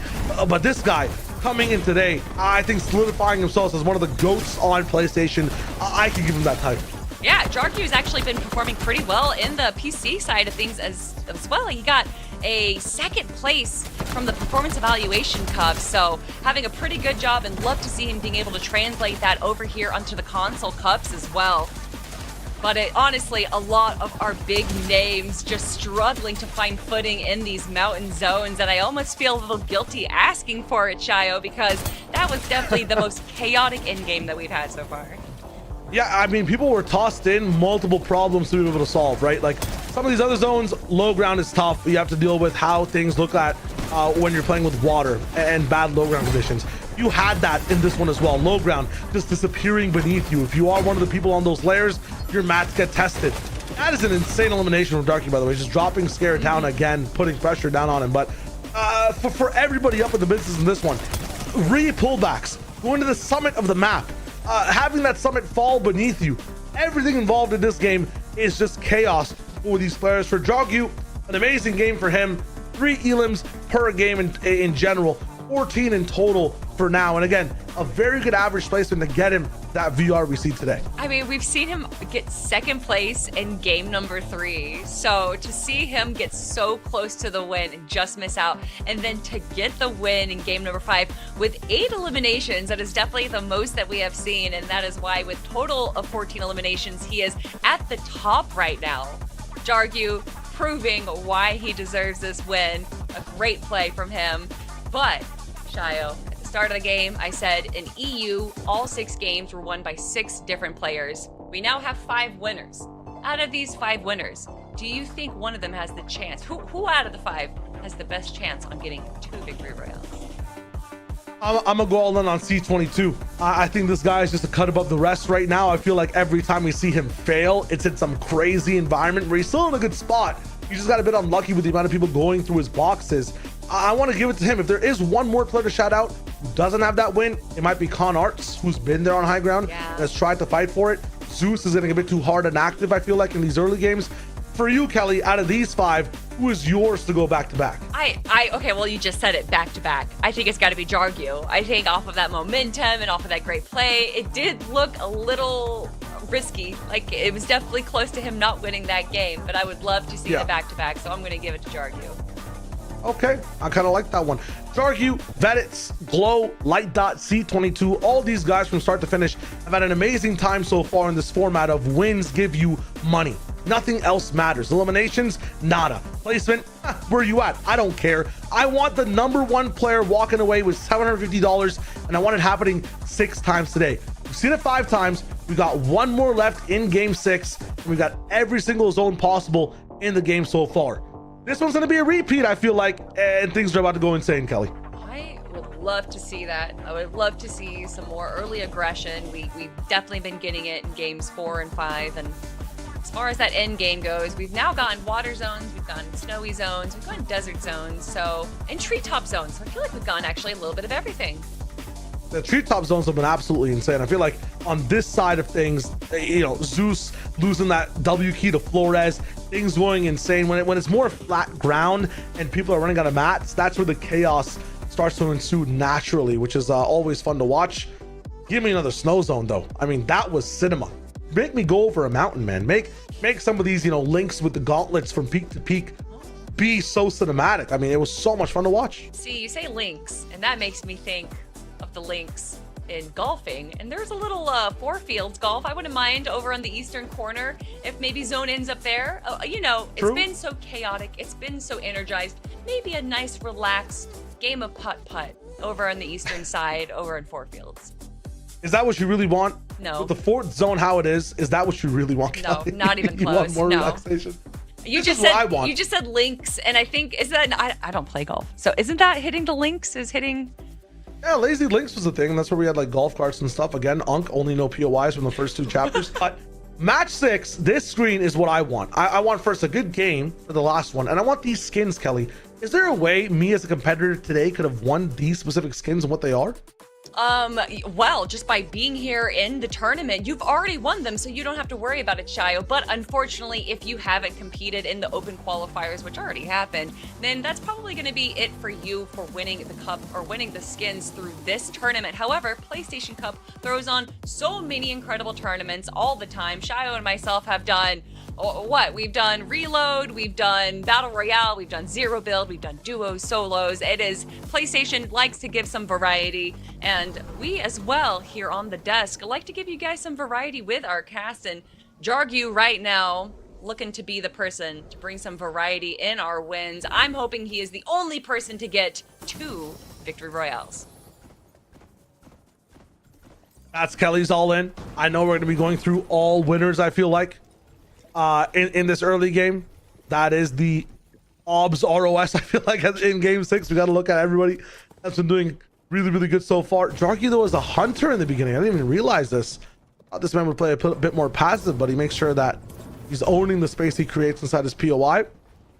All 5 winners today have done it in grandiose ways. I feel like Kelly C22's domination, Jarky's clutch, the edit down from Vedits on brand as well. I mean, everything from Glow just waiting it out too, right? Like from start to finish, it's been so much fun to watch. Yeah, Glow's been one of my favorite winners because if you look at his track record, he has an average placement of 53rd, which is worse than the next 25 players. So, as far as position goes and placement, not the best. But because he was able to get that victory royale, it doesn't matter where the rest of his placement is because he's walking away $750 richer. And Chunky Champ is walking away with 1 elimination. Joey getting sent back down under. That was a great elim. From downtown. Is this a Batman Beyond skin? Oh my gosh, it is. From where and when? I gotta log in. What? Hold up. I mean, this thing looks so good. Holy, even the ears being longer. When? This was not in my email notifications. What's going on? Chat, where were you guys? You were supposed to let us know that this skin existed. I've seen 10 times. This thing looks sleek. Holy. Distracted by the skin. Oh, yeah, you're right. That I'm was sorry. crazy from Chunky, by the way. This guy Shockwave from the moon and Goomba stomps Joey, a guy who we know can play early game well and has a chance for a win. Again, coolest format in the business, I feel like, for one reason and one reason alone. In game 6, you can still win the entire tournament. You can still take prize money just by winning the game. Granted, it's the hardest thing to do. It is the least likely thing to do, but someone who's just gone off spawn 5 times in a row has an equal chance to win this one compared to everybody else. That's the magic of this formula. Oh man, one of the players that I was hoping to get a win that hasn't gotten one yet, Backtalk, is sent out early from the competition. And as you can see, still zone 1 and just 75 players remaining. So it looks like we are moving things quick and fast here in our final game. And for Lorenz, he's going to have to be moving a little quick and fast because it's Flores on his tail right now. Chasing down the sheep is the Wolf of Flores. And is he going to be able to get the final shot onto him? Just 37 HP. And if there's anyone that you don't want on the other side of that wall, it is going to be Flores. This might be it for our little lamb. Try his best to bob the whole way along. Unfortunately, Pressure might be a bit too much to handle. Nice edit of that wall. Flores is an absolute just unit in these fights, man. The pressure does not stop. The W does not get unheld. Right now, Yolorandez is looking good at just getting away and maybe getting a chance for a mini, but even with a big shot like that, it's not going to be enough to stop Flores and getting that Elon. Man, did a great job living as long as they could, but the wolf is able to take down the little lamb. Aloe, another one of our big wolves in the competition, grabs an elimination for himself onto Plasmaphy and holding down Dark Dominion with a quick emote, letting him know that his domination doesn't just have to be in his POI, it's also in his playstyle. Cube, though, looking for a few shots onto Tommy the cat as Tommy tries to disengage and run away, and looks like he's going to be able to do it pretty successfully. Cube does get a few shots, though, and seems satisfied with that. Sometimes you just want that damage. Storm Surge, still a thing. Still like not going to be in this one either. Yasir up in the business against Amari, has a chance for that beam. Amari should see this coming, but no, doesn't find it currently. Ooh, okay, that's just the shields down for now. It's all good, and it's not looking good here. Hold up, no builds or what's going on with this one that Curve's fighting? Gonna try to catch up to him. He's actually gonna jump over him over to the building for now. Curve is running away from what seems to be the other person as well, just trying to find some space and not get locked into a third-party type situation. Smart from him, because again, all that matters is winning this game. Yeah, you can tell Curve's just taking this smart, taking it slow. He's one of our more veteran players. He definitely knows how to play these games, even when the fight isn't necessarily going to his advantage. And a great peek right there, but does take a shot himself. Drops down real quick, giving a chance for Paragon to recover. And Curve actually does take a shot himself. This might turn out in the way of Paragon, so Curve has to play this smart, play this safe if he wants to get the win. Unfortunately, though, that is going to be the end for Curve in the PlayStation Cup. Rough fight right there. Happens sometimes. Curve was a nice player to watch the entire time along. Should be seeing in some future PlayStation Cups that hopefully end up coming down at the same time. Flores, who's been inside this fight inside Riptides, is having a tough one for now. Chasing the box and almost taking down Pepe Walker as well. I mean, that is just an insane close fight. Hyrax Buko in less of a aggressive position is kind of has a nice little house on the field, has a neighbor, but neither of them are really next to any other neighbors. Smack dab in the middle of the zone sometimes can actually spell trouble if you're not able to get a few tags on the players, but with so many players already out of the competition, I guess they're not too worried about Storm Surge. Cube, though, is going to have to be worried about those players up on the mountaintop, Jargu being one of them. Cube's been coming close. Yeah, you're going to say? No, you go. Yeah, 100%. No, you got it. Oh, no, I wasn't going to say anything. Yeah, I'll take the ball. I'll pass it to you. All you. Cube here. Yeah. Yo, shout out Soloid. Let's go. Haven't seen him actually playing too much. This is a little bit of a squid game of sorts as well from the skins perspective. You know, only the winner kind of thrives in this one. Efficient builds all around. That joystick moving. Okay, overbuilding a little bit, but now you have the space to fight. I mean, you have to fight now, right? Yeah, I think you got to fight. You used up about 30 of your builds, so 100% of your builds pretty soon. But at hey, this rate. farming back up. Who needs builds when you can just farm them again? True. Where do you get all that metal? Don't ask the silly questions. Just pay attention to what Soloid is doing right now, which is making sure the wood, or I guess the brick in this instance, stays topped up. We got to move to zone though at some point. Although you can stay inside this circle to be able to farm up as much as possible. Not sure we're going to be able to get the metal to be able to do that. But yeah, nice big pot here. Top back up. Khan going down the elimination feed. So one of our in-game gurus going down early. So definitely going to be a bit better for the rest of the lobby that sits to the low and mid ground, not having Khan dealing with you there. Even the high ground. Khan is just everywhere, isn't he? I feel like this guy will key anything. He will try in the end game to own anyone, and unfortunately, it's just not going to happen this time. Jargu, this is called the bathroom POV. It's where you have to go away from your controller to go do something else. All good. Vedits falling as well. Wanted to see a back-to-back from him. Unfortunately, that's not going to be possible. It's tragic too because we were hoping that these guys would lock in. Chunky Champ as well is having a pretty good game in these early mid-sections so far. This guy has been locking in a few eliminations of his own. And Glow, who was a game winner in a very patient way, very cerebral way, is unfortunately going to be the topic of pressure from Roxanne, who never finishes a fight and has the exact same tag in this one as well. Just rods in for a little bit of damage and then moves over to the next portion of the game. You know, sometimes when people, like, you know, they go on the aggression, they got that, like, red light turned on. But I don't think that's really the story for Roxanne. So I think you can really say, Roxanne, you don't need to turn on that red light. And that's exactly how they're playing. So love to see it coming out of Roxanne right now. The passive play style clearly worked out for players like Glow, who got a win and after 5 games only has 5 eliminations. So you don't need aggression, Shayo. You just need to play the play style you're good at. True. I wish I knew more lyrics to that song. Unfortunately, I just didn't listen to it that much past like one community episode. So that's just how it is. Dark Dominion, where we started, is where we end the day so far, is what it looks like. Chunky, who's had the most success so far in this game, is going to be locking in with even more meds and still moving out from here on onwards, punching his way back to the zone. You know, Shayo, there's really nothing wrong with not knowing the lyrics to a song, but it does make me sad. So I guess you can say it doesn't matter if you're wrong or if you're right.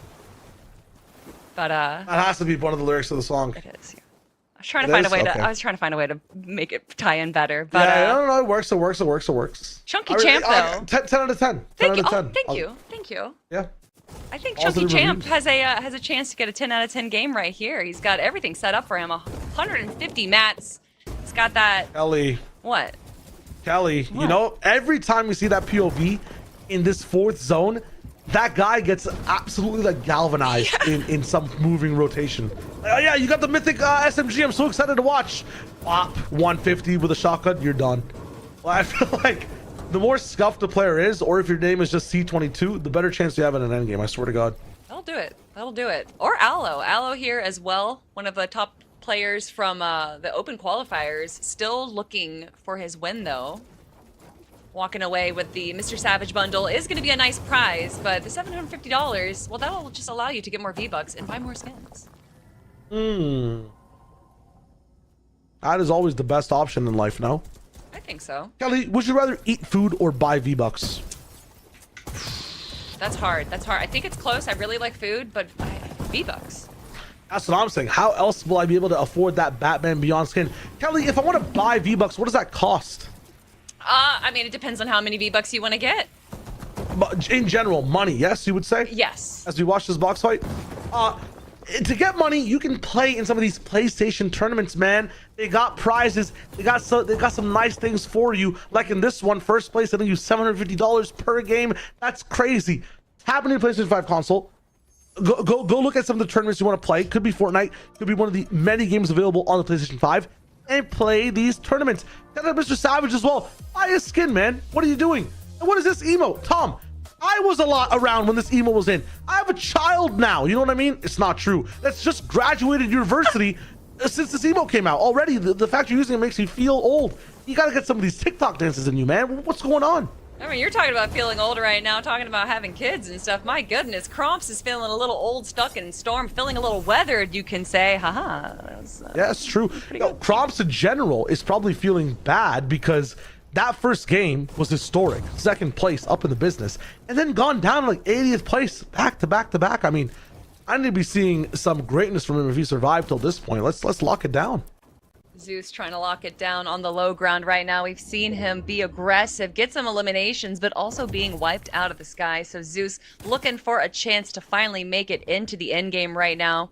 He's definitely got the aggression, he's got the aim, but can he survive is the real question. Going up against Paragon, and a great shot so far. A few shots from behind, so it looks like he has a chance to get third party right now, but Zeus is not giving up just yet. Breaking down the builds, but can he get the kill? Well, Paragon is going to do anything he can to avoid that. I mean, Zeus's tracking is crazy for this moment. He's really switching pressure on every single layer as well, which makes it hard for Paragon to find even footing and a sense of comfort right now. Again, Zeus moving through, this time metal builds. It'll be tougher to kind of aim through for the moment. He's using a lot of materials to be able to do this right now, so I feel like he really wants this elimination to go through just to be able to get that refresh. Unfortunately, it's not going to be the case. He's still trying for it. Understands that Paragon's going to be full HP for the moment now. Rattling on metal.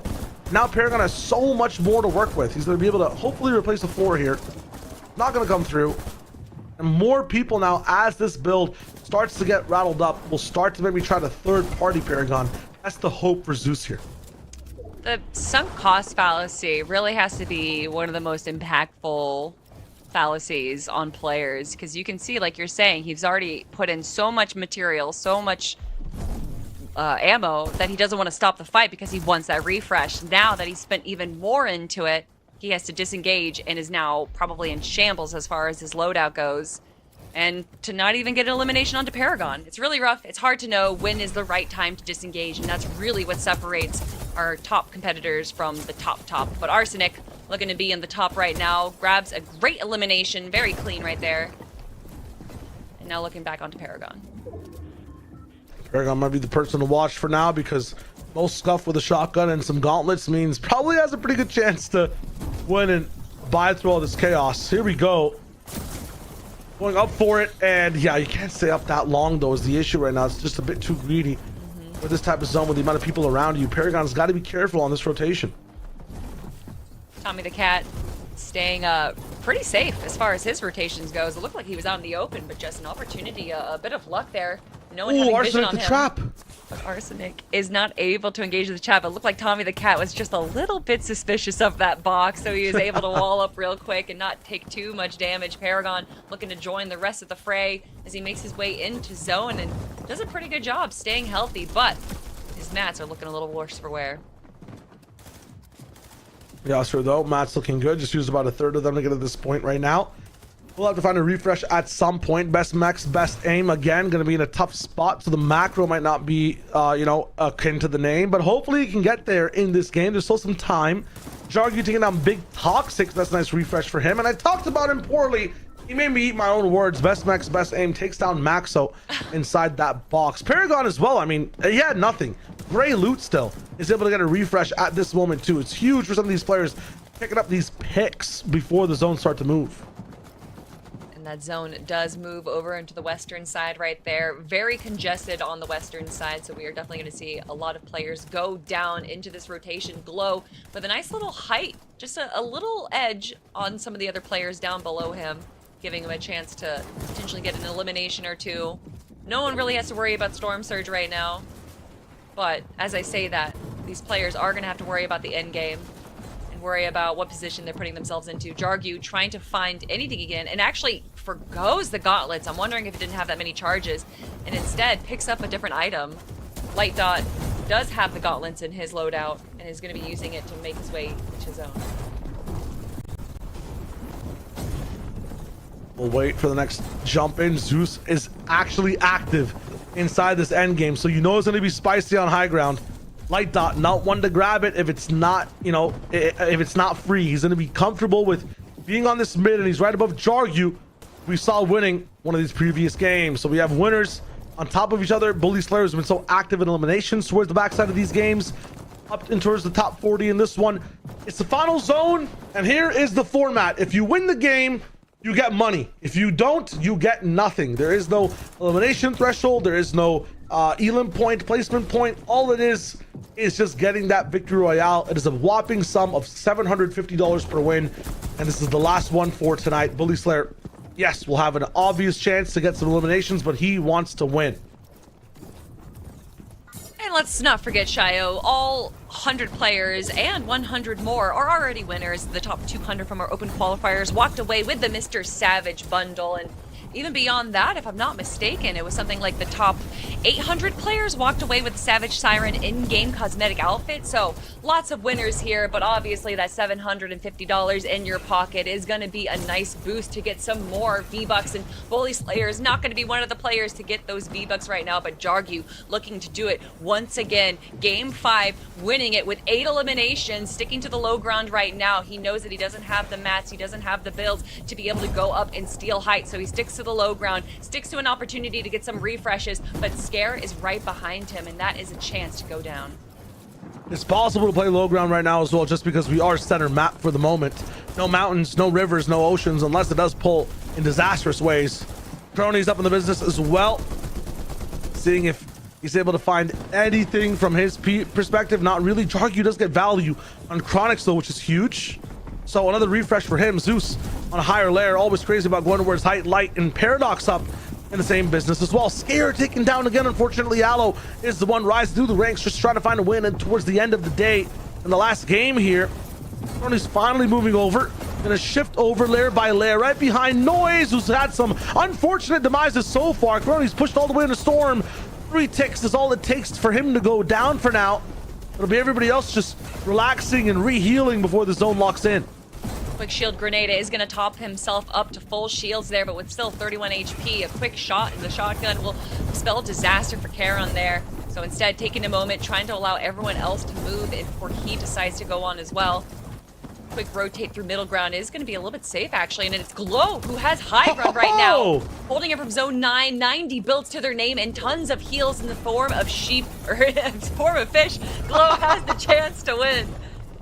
Hey, it might be everybody else just being sheeps to his flock right now. Matt's absolute height, and a little bit of a disaster situation for Glows. He has to heal up now. Specs into the med kit. Could use it inside the zone. Does not have time to use it anymore. Pops one of the fish, gets another, 2 more for health, and here we go. Glows, max builds. What will he do with it? Stay on mid, go for Arsenic. The Elim doesn't matter. He wants to win here, so he stays patient. Paragon punches his way, taking lots of HP damage all around all the builds. He has nothing left but 1 more floor cone to go. Goes for a trap play, nothing for Electro. Player right below him might be Fear, but no, he looks ahead and wants to move first. The last pocket he has, a Pokeball of a chance, and he chooses the wrong site for now. Not gonna see it happening just yet. It's back to Glows, who has the mats again, has the power, a chance to move up. Noise finding a pick inside the feed. Glows sees he might be able to chop height, but no, he chooses to go low. Go straight for more gauntlets with these uppercuts. He could rise to the sky. Look at Fear free swag, though. His loadout is crazy on the low ground right now. Glow is back up on the high ground, able to reclaim it, but he's got tons of heals as well. This end game can go either way. A great shot from Glow right there as he reclaims high ground right now with the medkits and the shield fish. He is setting himself up for success right now. Will Glow walk away with 2 victory royales, or is he going to be walking away as down? Reverse Max on the low ground gets elimination. He has 2 chug jugs in his loadout and he loses them. Hopefully someone is able to pick it up, but look at Glow right now, Shio. He's at full health. A tier gap between him and the people down below. A height gap between him and the rest of the server. Light also fighting to keep that dream alive. The dream of winning twice today. Glow, the one closer to achieving his dreams, all the way to the top of the sky. He has the mats to be able to work with, the heals to be able to stall with as well, and understands what it takes to chop him down. His win con is staying secure. X-Tix looking for a chance to come back towards that dream. Can he win that 750? Can he go for the next elimination is the question. Not gonna find it just right now. The last 5 end up stalling for the moment. Delulu down below is gonna be the victim of the all-in here from X-Tix. No builds left. Last one yellowed. Delulu up to light, has to try to find a way to reach towards the skies. His dreams being absolutely shot down. Still anyone's game. Glow season holding up high ground, but you can see that one player slowly encroaching into his territory. Glow is worried, and he knows that this might be it for him. Someone trying to steal height away, but he reverses and takes down Wixie instead. Glow, 2 more players down below, and it's going to be Light Dot and X-Tix, but Shio, it's anyone's game, and it looks like it might come down to a heal off. Uppercut the stall. Could be beams from the fall all the way to the left side from Light Dot. He's looking down. Glows touches back in. His dreams becoming reality. 1 more player above him. Light Dot is there. Snap back all the way forward. Glows low HP to the final ticket. Glows the back-to-back, the wins. $1,500 on the day, and it all came down to one tick. He wins match 3, he wins match 6, and he is the GOAT of MrSavage's PlayStation Cup today, man. That is amazing. That was so close. I didn't know if it was going to come down to a heal up, if it was going to come down to one shot, but literally a sliver of health is the difference between first and second place right there. A major shout out to Glow, being the only player between NAC and EU to walk away with 2 victory royales and $1,500 in his pocket after the MrSavage PlayStation Cup Finals. I mean, it's just huge, and I feel like every single winner in that situation was trying their best to find a way to get in and win this game. Unfortunately, it was just not a chance for all of them. There could only be one winner at the end of the day, and it was Glow's winning twice somehow. What a day of games from everybody. Again, shout out to PlayStation. If you guys want a chance to play in these tournaments, you can check it out on your own PlayStation 5 console yourself. Tap in, register for whatever game you think you're the best at. Could be Fortnite, could be so many available in that PlayStation catalog. And shout out to MrSavage as well, who was watch partying this thing the entire time, checking in with the chat, seeing exactly who he wanted to rock with as well when it came to views. And honestly, the skin, Kelly, the skin looks so good. Oh, it looks so good. All of them, the entire bundle. And you know, you're saying there can only be one winner, but in reality, we're all winners, Shio. Not even the 100 players that competed here today and already walked away with the MrSavage bundle, but also the 800 players that walked away with the Siren skin that got top 800 in the open qualifiers. But also, us, Shio, we got to watch 6 incredible games of Fortnite, and we got to do it with these incredible viewers, and I feel like we won because of that. That's very true, Kelly, honestly, and I feel like the endings of these games were one of those to behold with the viewers in the chat, with everybody else that was watching as well, no matter what stream you're on. Things looked absolutely amazing so far in this tournament. And again, it was such a different flavor. We've seen zero build, we've seen reload, we've seen build in general as well. And now we've seen it all with this super format for MrSavage. What a fun time. A big congratulations once again to all of our players. These are the results from match number 6, and not only did Glow walk away with the win, but also 7 eliminations as well, and that is definitely going to put him at the top of our leaderboard. But big congratulations to anyone that was here. If you made it into the top 100, there were so many people that competed in the open qualifiers, so you should definitely be proud of yourselves to be the best of the best. So big shout outs to all of our competitors. You guys make this so entertaining and just such an exciting game to watch. So thank you guys for that. And thank you, Shio. It's always a pleasure to work with you. Hey, you too, Kelly. I mean, we podcast it up. We talk about lattes, but we also bring in the action when it's needed for these wins. Here are some of the standings overall and some of the things we're looking at in terms of the wins of the day. Match 1, C22, who looked so good the entire day. My shot in for the back-to-back wasn't possible. Still a nice win. Light that up in the business. From there, Kelly Glows had that match 3 win. Ooh, and then from there, Vidit's having a great job from match number 4, but Jargu with the most eliminations out of anyone won game number 5, but of course, Glow wanted the repeat. He wanted the back-to-back. He wanted to show everyone that you could walk away not just $750 richer, but $1,500 richer. So a big shout out to Glow. Yeah, I mean, not too many eliminations per game either. The placement not looking the best as well, but you talk about win condition, you just have to win. You have to have that one good moment, and he was the only player able to replicate it towards the very end. Huge from Glow. Big shout out to him. It definitely is Glow season right now, whatever season it is currently. I mean, new season of Fortnite, big one for him. 1,500, Kelly. What would you do with that money? Buy some V-Bucks immediately, right now. I'd buy 2 PS5s and then more V-Bucks after the fact. After that, I mean, I gotta compete in 2 tournaments at once. Not sure if that's allowed. Don't do it. If I'm doing it, just lock in and be normal. None of these guys are normal today. They were playing absolutely crazy. I mean, genuinely so good. For today, though, for this PlayStation Cup, for MrSavage's entire PlayStation Cup finals in general, that's all we have to show. I hope you guys had an awesome time. I hope you just had a new player to watch maybe for the next one that comes around. For me today and from Kelly, have a good night. We'll see you soon. Adios. Bye. No 2 competitors are the same. Some run on routine for the chance to win big. Some make time to rise through the brackets. Some lock in with confidence.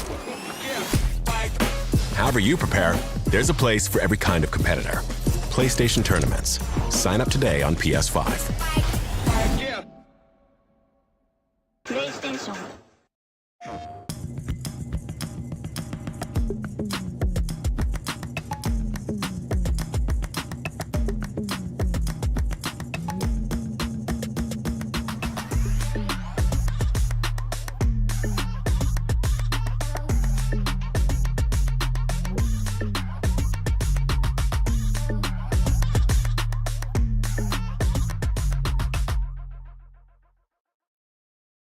PlayStation.